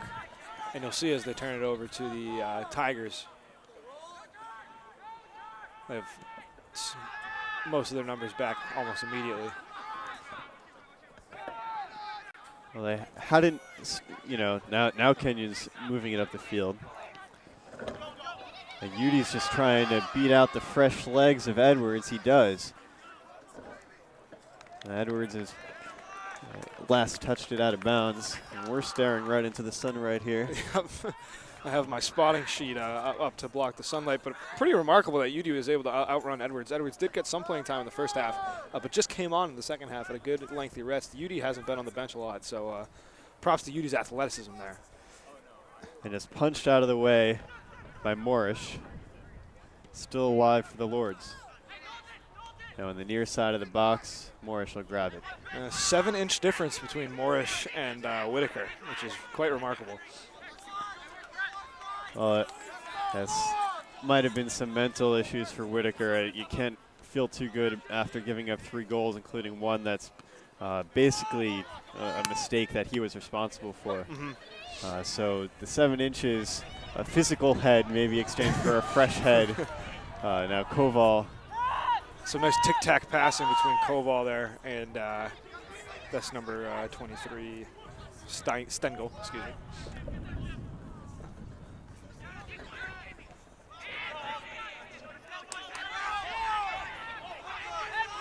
Yudi has been a lot more aggressive. We've been calling his name a lot more in this second half.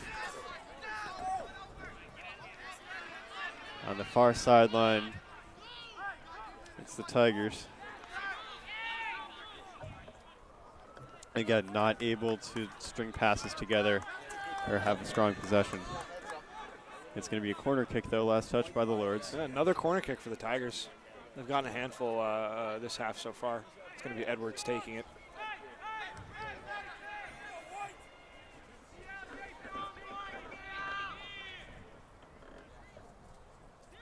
Tigers with all the men up, swung into the box, comes to the far side. Allures there, gets a foot on it on the ground, trying to clear. Only as far as Wyke. Wyke will try and keep things alive for the Tigers. Here's Edwards on the far side. Sakshog's there, it's stolen away by the Lords, and now Stengel's going to move it up. Stengel now with numbers, it's going to be about a 3-on-3. Yeah, not a great job by the Lords spreading out there. They would have had a lot more space if they spread themselves out, but there's 3 Lords there clumped together. So that nothing to show for that offensive possession right there. Offense probably not the priority right now for the Certainly Lords. not. And anyway, we've got some substitutions. Michaelis for Trinity coming off. He's being replaced by Donovan Smith in the first year. And then Billy O'Neill is coming on for Dalton Udy for the Lords. It's probably going to be good for the Lords to get some fresh legs. Of course, if the result holds, Kenyon will be playing Tufts tomorrow at 1 o'clock. That's correct. We'll have that here for you on JumboCast. Our esteemed longtime play-by-play man, Matt Mazey-Phelps, will have the call. It's his last call of soccer. He's a senior. He'll be alongside my younger brother. His name's Freddie. You'll be in for a treat there, all you fans. So the Kenyon fans from home will be getting a double dose of Burn Bomb today and tomorrow.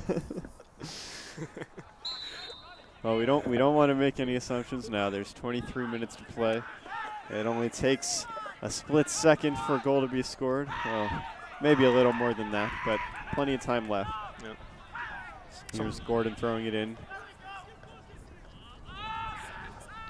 Kenyon players and the Kenyon bench remaining high energy through this game. We can hear some raucous calls from the Kenyon bench.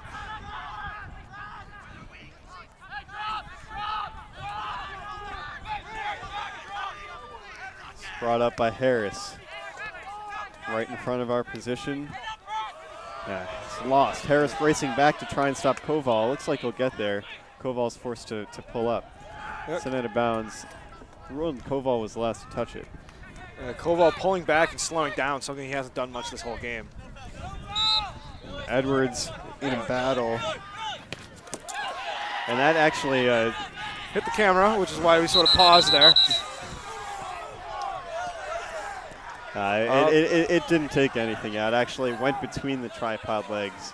And we just saw there was a yellow card being issued to Billy O'Neill. There was some off-ball action between Billy O'Neill and I believe Guy Harris. And so the second yellow card of the game. We were third, if I believe. But yeah, unfortunately, we were more focused on our equipment. Yeah, there was some pushing and shoving, and I think it was Harris or one of the Trinity Tigers ended up on the ground, and O'Neill was responsible for it.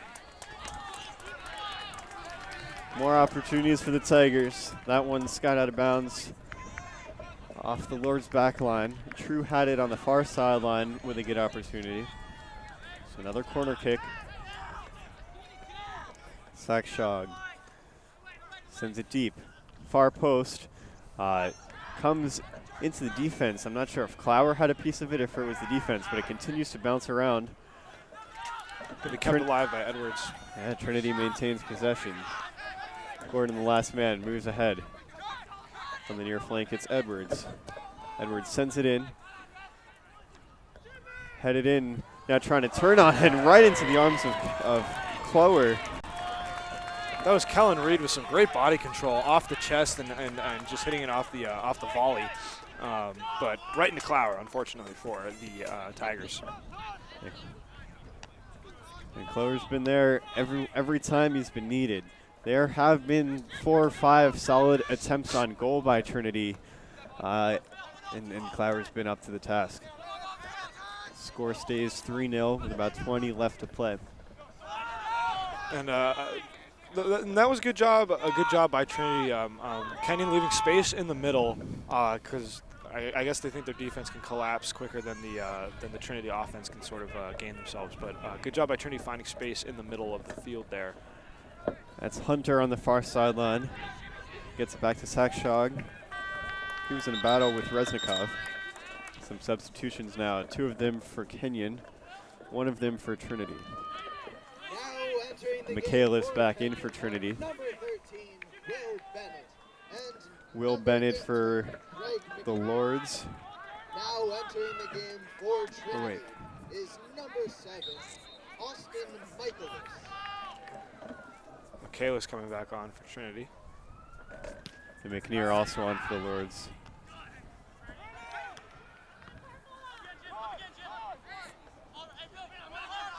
Is slightly more defensive-minded, especially with the addition of McNear, and you'd expect that.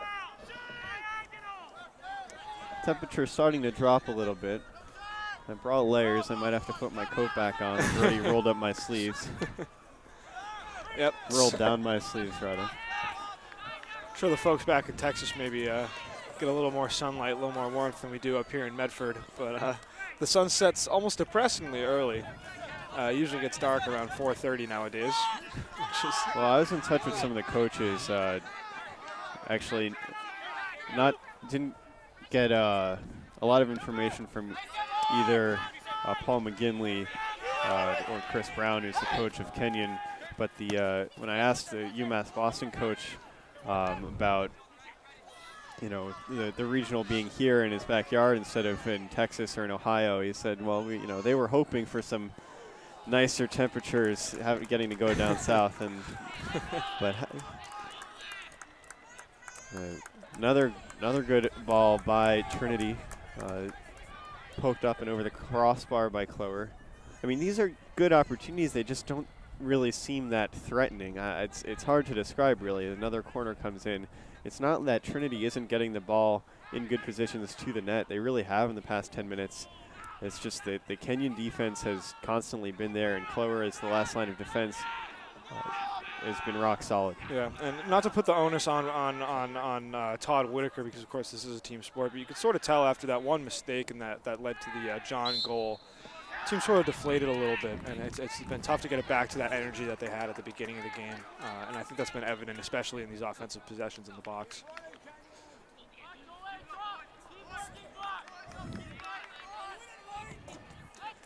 And Clower from way ahead sends it into the opposing third. And fought for by Hunter. Out of bounds off Hunter, and Kenyon's on the offense. Yeah, it looks like they're keeping four players actually, pretty far back. So definitely looking at that defensive mindset. It's going to fall harmlessly into Morris's hands.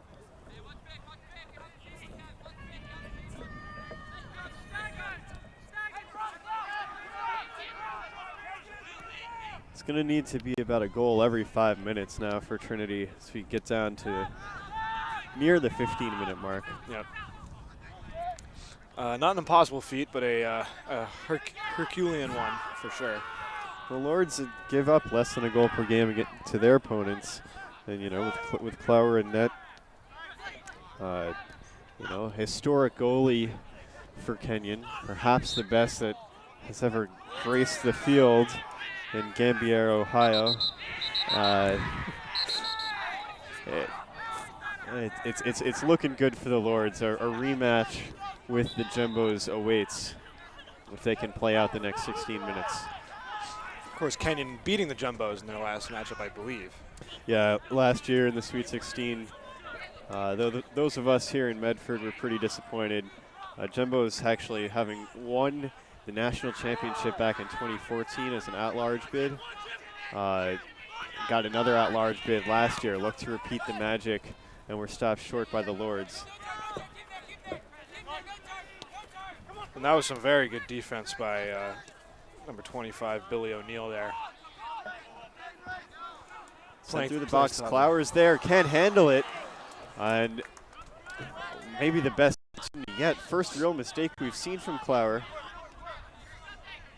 Yeah, not sure if it was a mental lapse or if it was just an awkward way that the ball came in, but it sort of just bounced off his chest. He wasn't able to get his hands on it. But well, Johnston did definitely get a foot on it off the rebound that Clower allowed. And I think that there might have been Brett Lowry that for Kenyon that turned it away. Yeah. We're starting to get the partly cloudiness that was forecasted.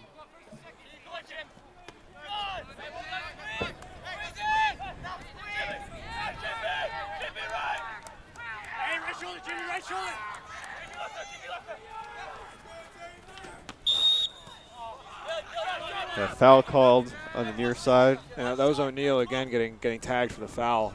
He's had a couple of those mistakes in the second half so far. Tightly called game throughout. In the second half, a little bit more aggression. Edwards now, ball handling. Good job by Edwards to get it past O'Neill. He's had trouble dealing with him. Kenyon's just always with the numbers in the box, and now they're going to press ahead. There's one man to beat. And here's Bennett, and he's going to get the corner kick. Bennett looked like he might have cleared Kellen Reed. Reed got in good position.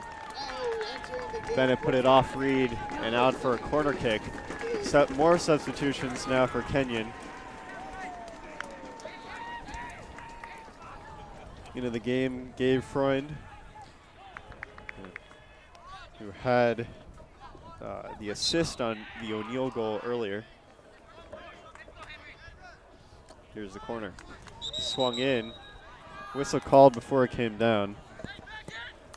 Yeah, it looks like that's going to be a foul in the box, maybe some shirt tugging that we didn't see. And another mistake. And it can be converted, but the goalies are just giving it away to the Lords. In this case, it was right there for Gabe Freund, who could have picked up his first goal to go with his first assist if he had the presence of mind to put the ball in net. We have a player down here. Yeah, on the far sideline, it looks like that's our pal, Dalen Gordon.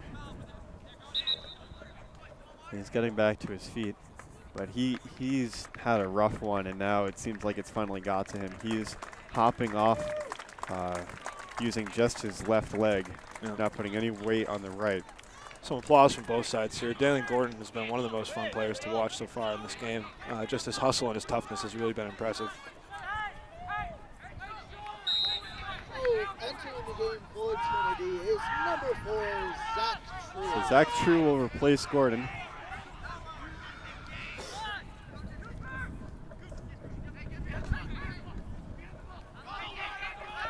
Ball sent across on the near side. Trying to work it up the left sideline. Here's Edwards. Gets it through 2 Kenyon defenders. And then there's Michaelis, who came on just a handful of minutes ago. Edwards into the corner. That's where Kenyon might want it to be. Now sent to the far side of the box. Out of bounds for a corner. Yeah, that ball carrying, I think, a little more than Harris wanted it to, but they do get the corner, so no harm done. Short corner. Sackshaw is going to play it into the box, but it's controlled by the Kenyon defense. Sackshaw is going to get another look here, and that's going to be another corner kick, I believe, if I saw that correctly, and I did. And the Lords are going to be content with this. They've got 12 more minutes to kill. The 3-goal cushion and so many bodies in the box that even a well-placed shot is going to struggle to get through. Yeah. Here's a corner again. Yeah, one headed away. Yeah, that was headed away by Anderson. But kept alive here by the Tigers. The Tigers showing some fight. And, they've played their best offensive ball since going down 3-0. Klauer Wow. makes a leaping save. Perhaps that's one that's worth a replay. Yeah, and he's going to be on his knee, getting the wind knocked out of him a little bit. Telling his teammates, telling the ref he's okay, but the ref's going to call a stoppage nevertheless. Well, with the stoppage, we might have a chance to take a look. Yeah, that's sort of the aftermath. Yeah. Again, we talked about how Klauer wasn't, given the opportunity to show off his goalkeeping chops, but got the opportunity there and made a fantastic diving catch. Is a great ball from the Tigers, but sniffed out by Klauer. Yeah, he's had an afternoon of it for sure. Keep an eye on him. He looks all right. Well, he has been in the right spot for most of the balls that have come in on him. And, just because you don't have to make a diving play doesn't mean that, you haven't done your job. He was doing his job by being in the right spot in the first place. Right, yeah. To liken it to basketball, a blocked shot is dramatic, but is sometimes indicative of not playing great positional defense. And Klauer definitely has that goalkeeping instinct. He knows where to be in the net. Big fans of multi-sport metaphors here. Yeah, I was going JumboCast. to go with baseball. When you see a shortstop make a diving play, it's often because they were out of position. But we've got some football in front of us now. 10 minutes left on the Tigers' season unless they pull off a miraculous 3-goal comeback. Here's Klauer going to come out to take the penalty. Excuse me, not penalty kick. The free kick here.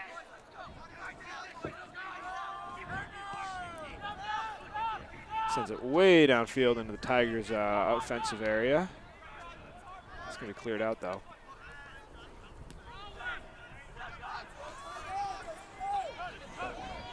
There's Anderson, Penas.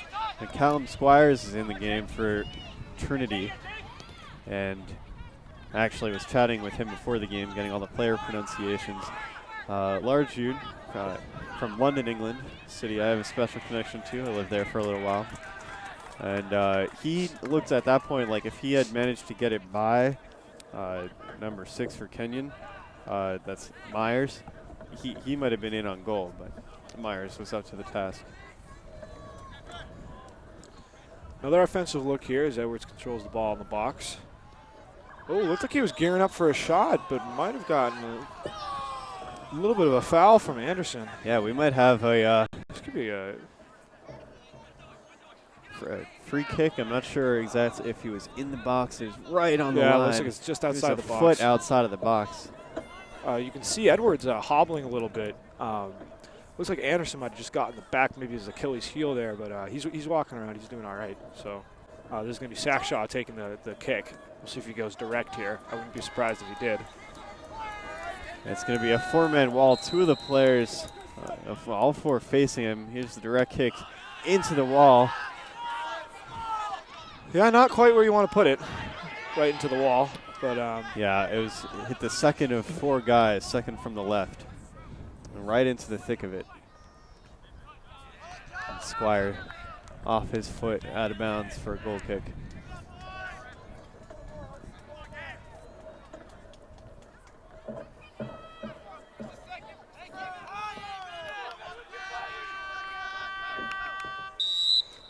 Gonna look at some new faces on this Kenyon team.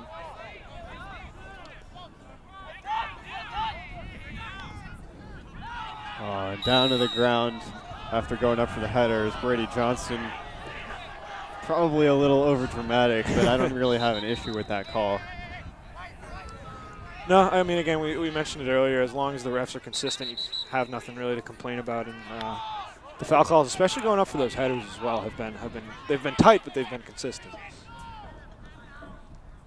Not wanting the game to get out of hand.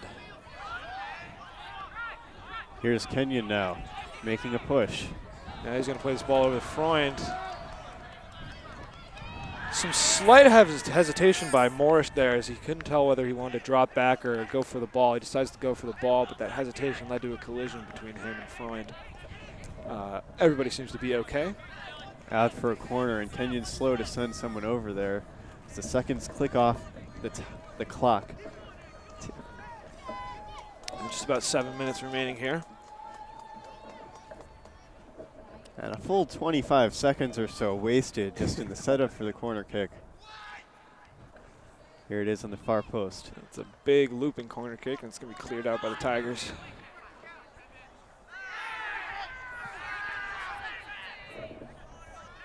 And Kenyon wins. They've got 4-on-1, and the one is the one that wins. As Kellen Reed winning it away from sure doom, keeping this game going.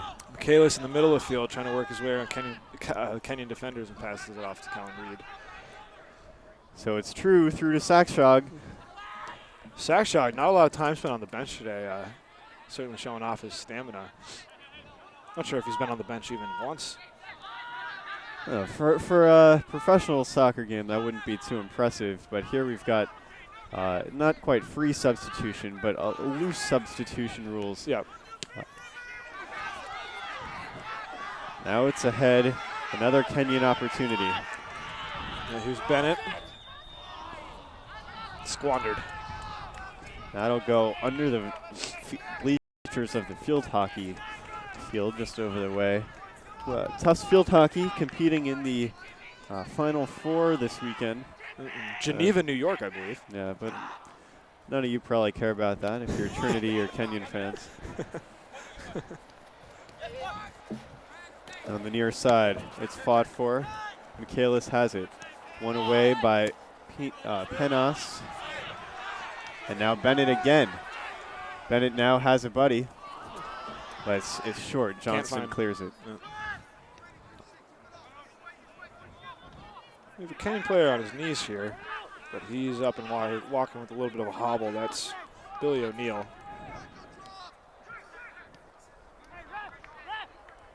O'Neill's trying to get the attention of the referee. He's not doing so well. We're going to get a stop to the clock as a result. Again, I wasn't watching O'Neill because it was an off ball. I'm not sure if it's an injury or a sickness. Well, he hasn't been violently ill on the field. I'm yeah, sure it has something to do with the... I couldn't tell if it was like doubled. Yeah, I guess it's looking like it's a sudden case of pneumonia. Yeah, I'm not really sure. No, I think he's got an issue with his knee, and the trainer's coming out to address it. A lot of stoppages today for injury. Yeah, well, you'd expect nothing less. You know, these teams, 2 of the last 16 remaining, leaving it all on the field. Yeah. But again, assuming that Kenyon plays tomorrow, it's going to be tough to play 2 games in 2 days with this sort of physicality taking a toll. The Tufts game was a little bit less physical, which is not necessarily what was expected. There was some controversy last week with UMass Boston playing a chippy game, to say the least. But then earlier this morning, the match between the two went off relatively uneventfully. And, of course, Tufts will have the benefit of a couple extra hours of rest. This game starting about 3 hours after the early game this morning. Yeah, interesting controversy with that UMass Boston team, making a lot of the local news outlets, but not a lot of controversy surrounding either Kenyon or Trinity. So, just a lot of success for these 2 programs. Yeah. So O'Neill is off the field. He walked off eventually under his own power. So Albrecht will come in at number 15 for Kenyon. Just the 5th game he's appeared in all season. He probably did not expect to get any minutes, but he'll play the last 5.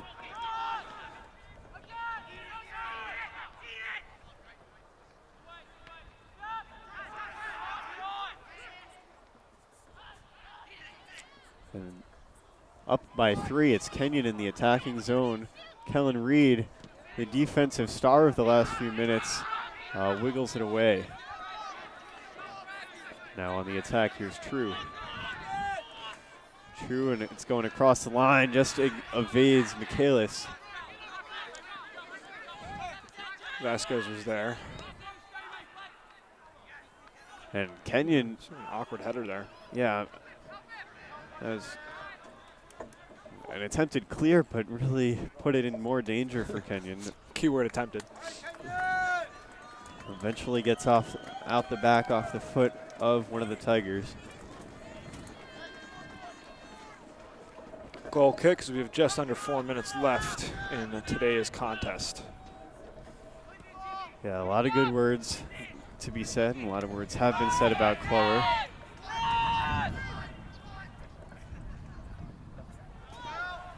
Ball's going to be left out of no man's land as Kenyon takes control of it. I believe that's Bennett again. On the far side, another opportunity, shot on goal, and that's number 4. Kenyon takes a 4-0 lead, and that's going to be number 18 for Kenyon. Here you see the replay. Greg McNear finding it for his first goal of the season. Yeah, McNear having a great game. He was involved in the, I believe, the second goal of the game. And then a fantastic assist by Bennett there. But good job by McNear to control it, plays it off a volley, puts it in the back of the net. Again, not a lot of defense to work around as Trinity was playing with that offensive look, but it was just, a good job controlling the ball and a great goal by Kenyon. Yeah, it's one of those kinds of goals that only happens at this phase in the game. Yep. If it's a tight 1-2 game, Trinity does have guys back. It's really hard to fault anyone on the Trinity side for that one. Yep. But a great moment for McNear. Satisfying goal for Bennett, who had a lot of those offensive looks and was trying to get that ball across to one of the other Kenyon attackers, and finally does so with McNear. So good job by Bennett.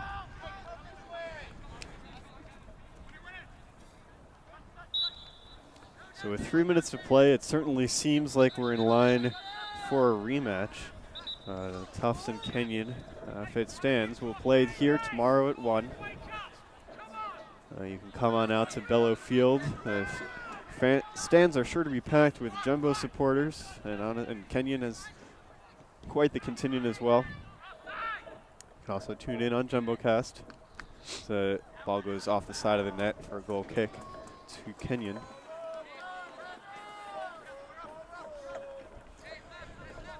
Clower gets set up for another goal kick here. Also in the bracket, Redlands has taken down Chicago.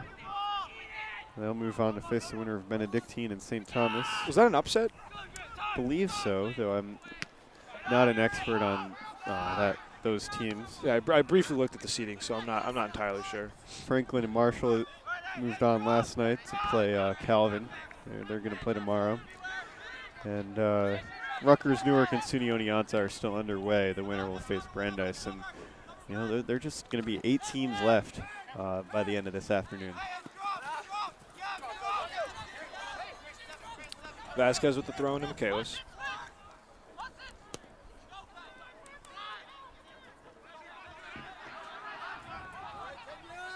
Here's True on the sidelines, crosses it into the box, controlled by number 19, Chris Madden. It's True again. Trinity just looking for something to take home with them. It's going to be a long flight back to San Antonio. Yep.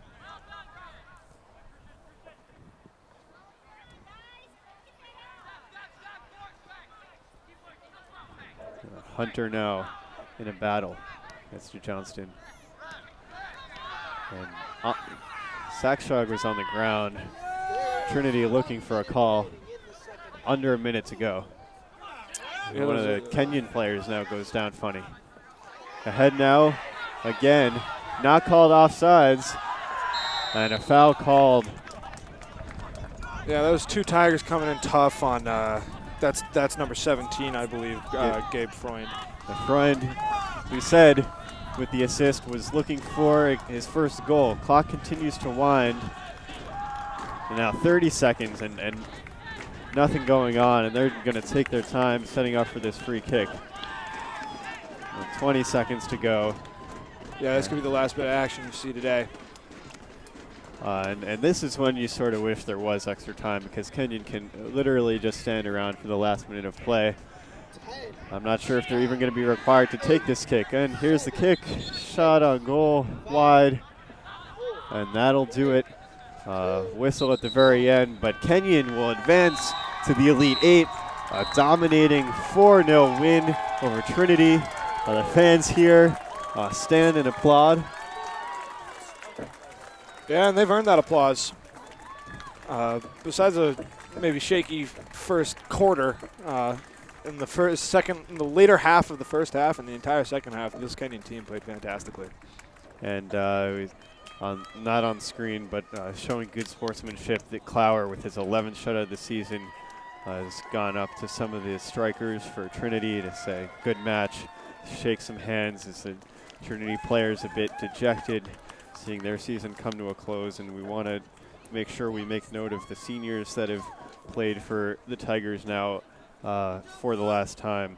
In no particular order, that's Callum Squires, Todd Edwards, Francisco Vasquez, Zach True, Dalen Gordon, Todd Whitaker, and those are the seniors for Trinity who put on a good show. I mean, we talked a lot about Gordon. We saw Squires there in the end game. Whitaker, probably not the performance he was hoping for, but a great career to be proud of. And Kenyon will move on to face Tufts, and that's going to be a good one. We here at JumboCast have been covering Tufts all season. They actually lost in the NESCAC quarterfinal. We're very lucky to receive an at-large bid. It's actually the third consecutive season that they came in with a number 1 or number 2 rank in the NESCAC tournament before losing in the quarterfinal, winning an at-large bid. It's not really a good habit to be in, but we're going to have a great match tomorrow afternoon. I'm fairly sure of it. Absolutely. Any last thoughts on this one before we go off into the ever-approaching early afternoon sunset? Honestly, just look to see Trinity next year. I mean, this is a perennial D3 tournament team. And again, it's a tough loss to have today, but they're going to I know you can put money on them having a great season next year and making another appearance in the tournament. So don't count them out. Well, the players here for Trinity greeting their supporters. And knocking over our camera. It's not quite. Our equipment, you know, we got more. We got replacements. Exactly. So that'll about do it for us. From Bellow Field, we've got a final. Kenyon 4, Trinity nothing. Elite 8 matchup coming up tomorrow between the hosting Jumbos and the Lords. For Owen Finnegan, I'm Bernie Birnbaum, and have yourselves a fine afternoon.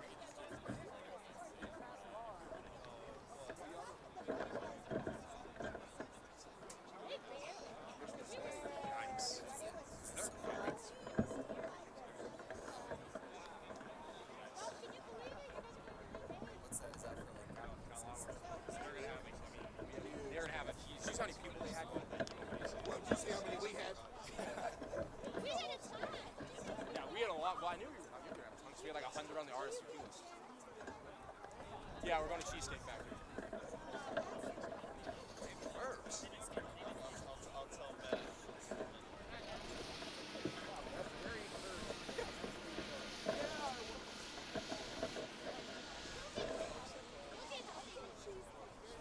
No, we're not getting cheesecake.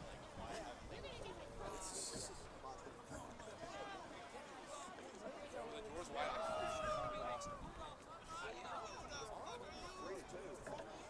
That's a huge upset. Hey, Brand Knights is like that's a minor upset. Chicago losing is a huge. Also, the Smack losses. Those are the three. All the number one seeds.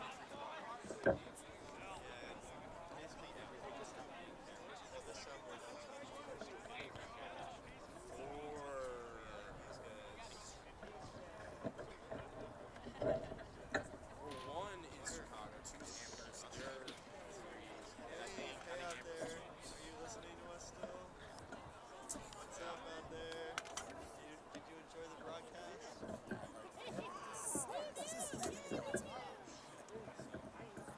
gotta come out next week. We just I don't think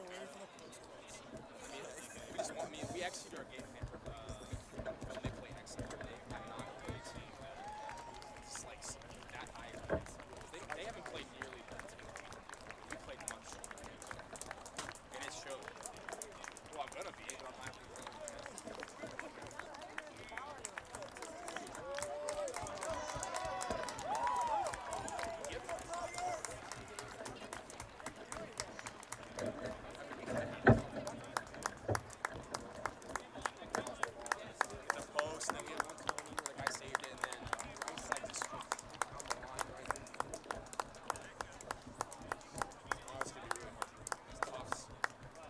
Tournament comes around, they're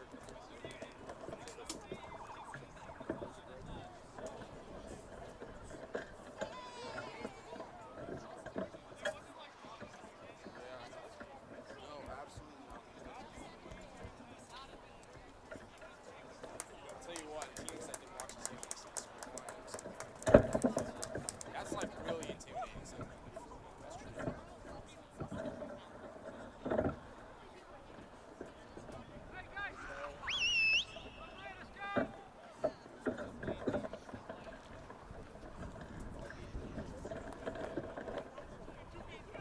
Yeah, I'm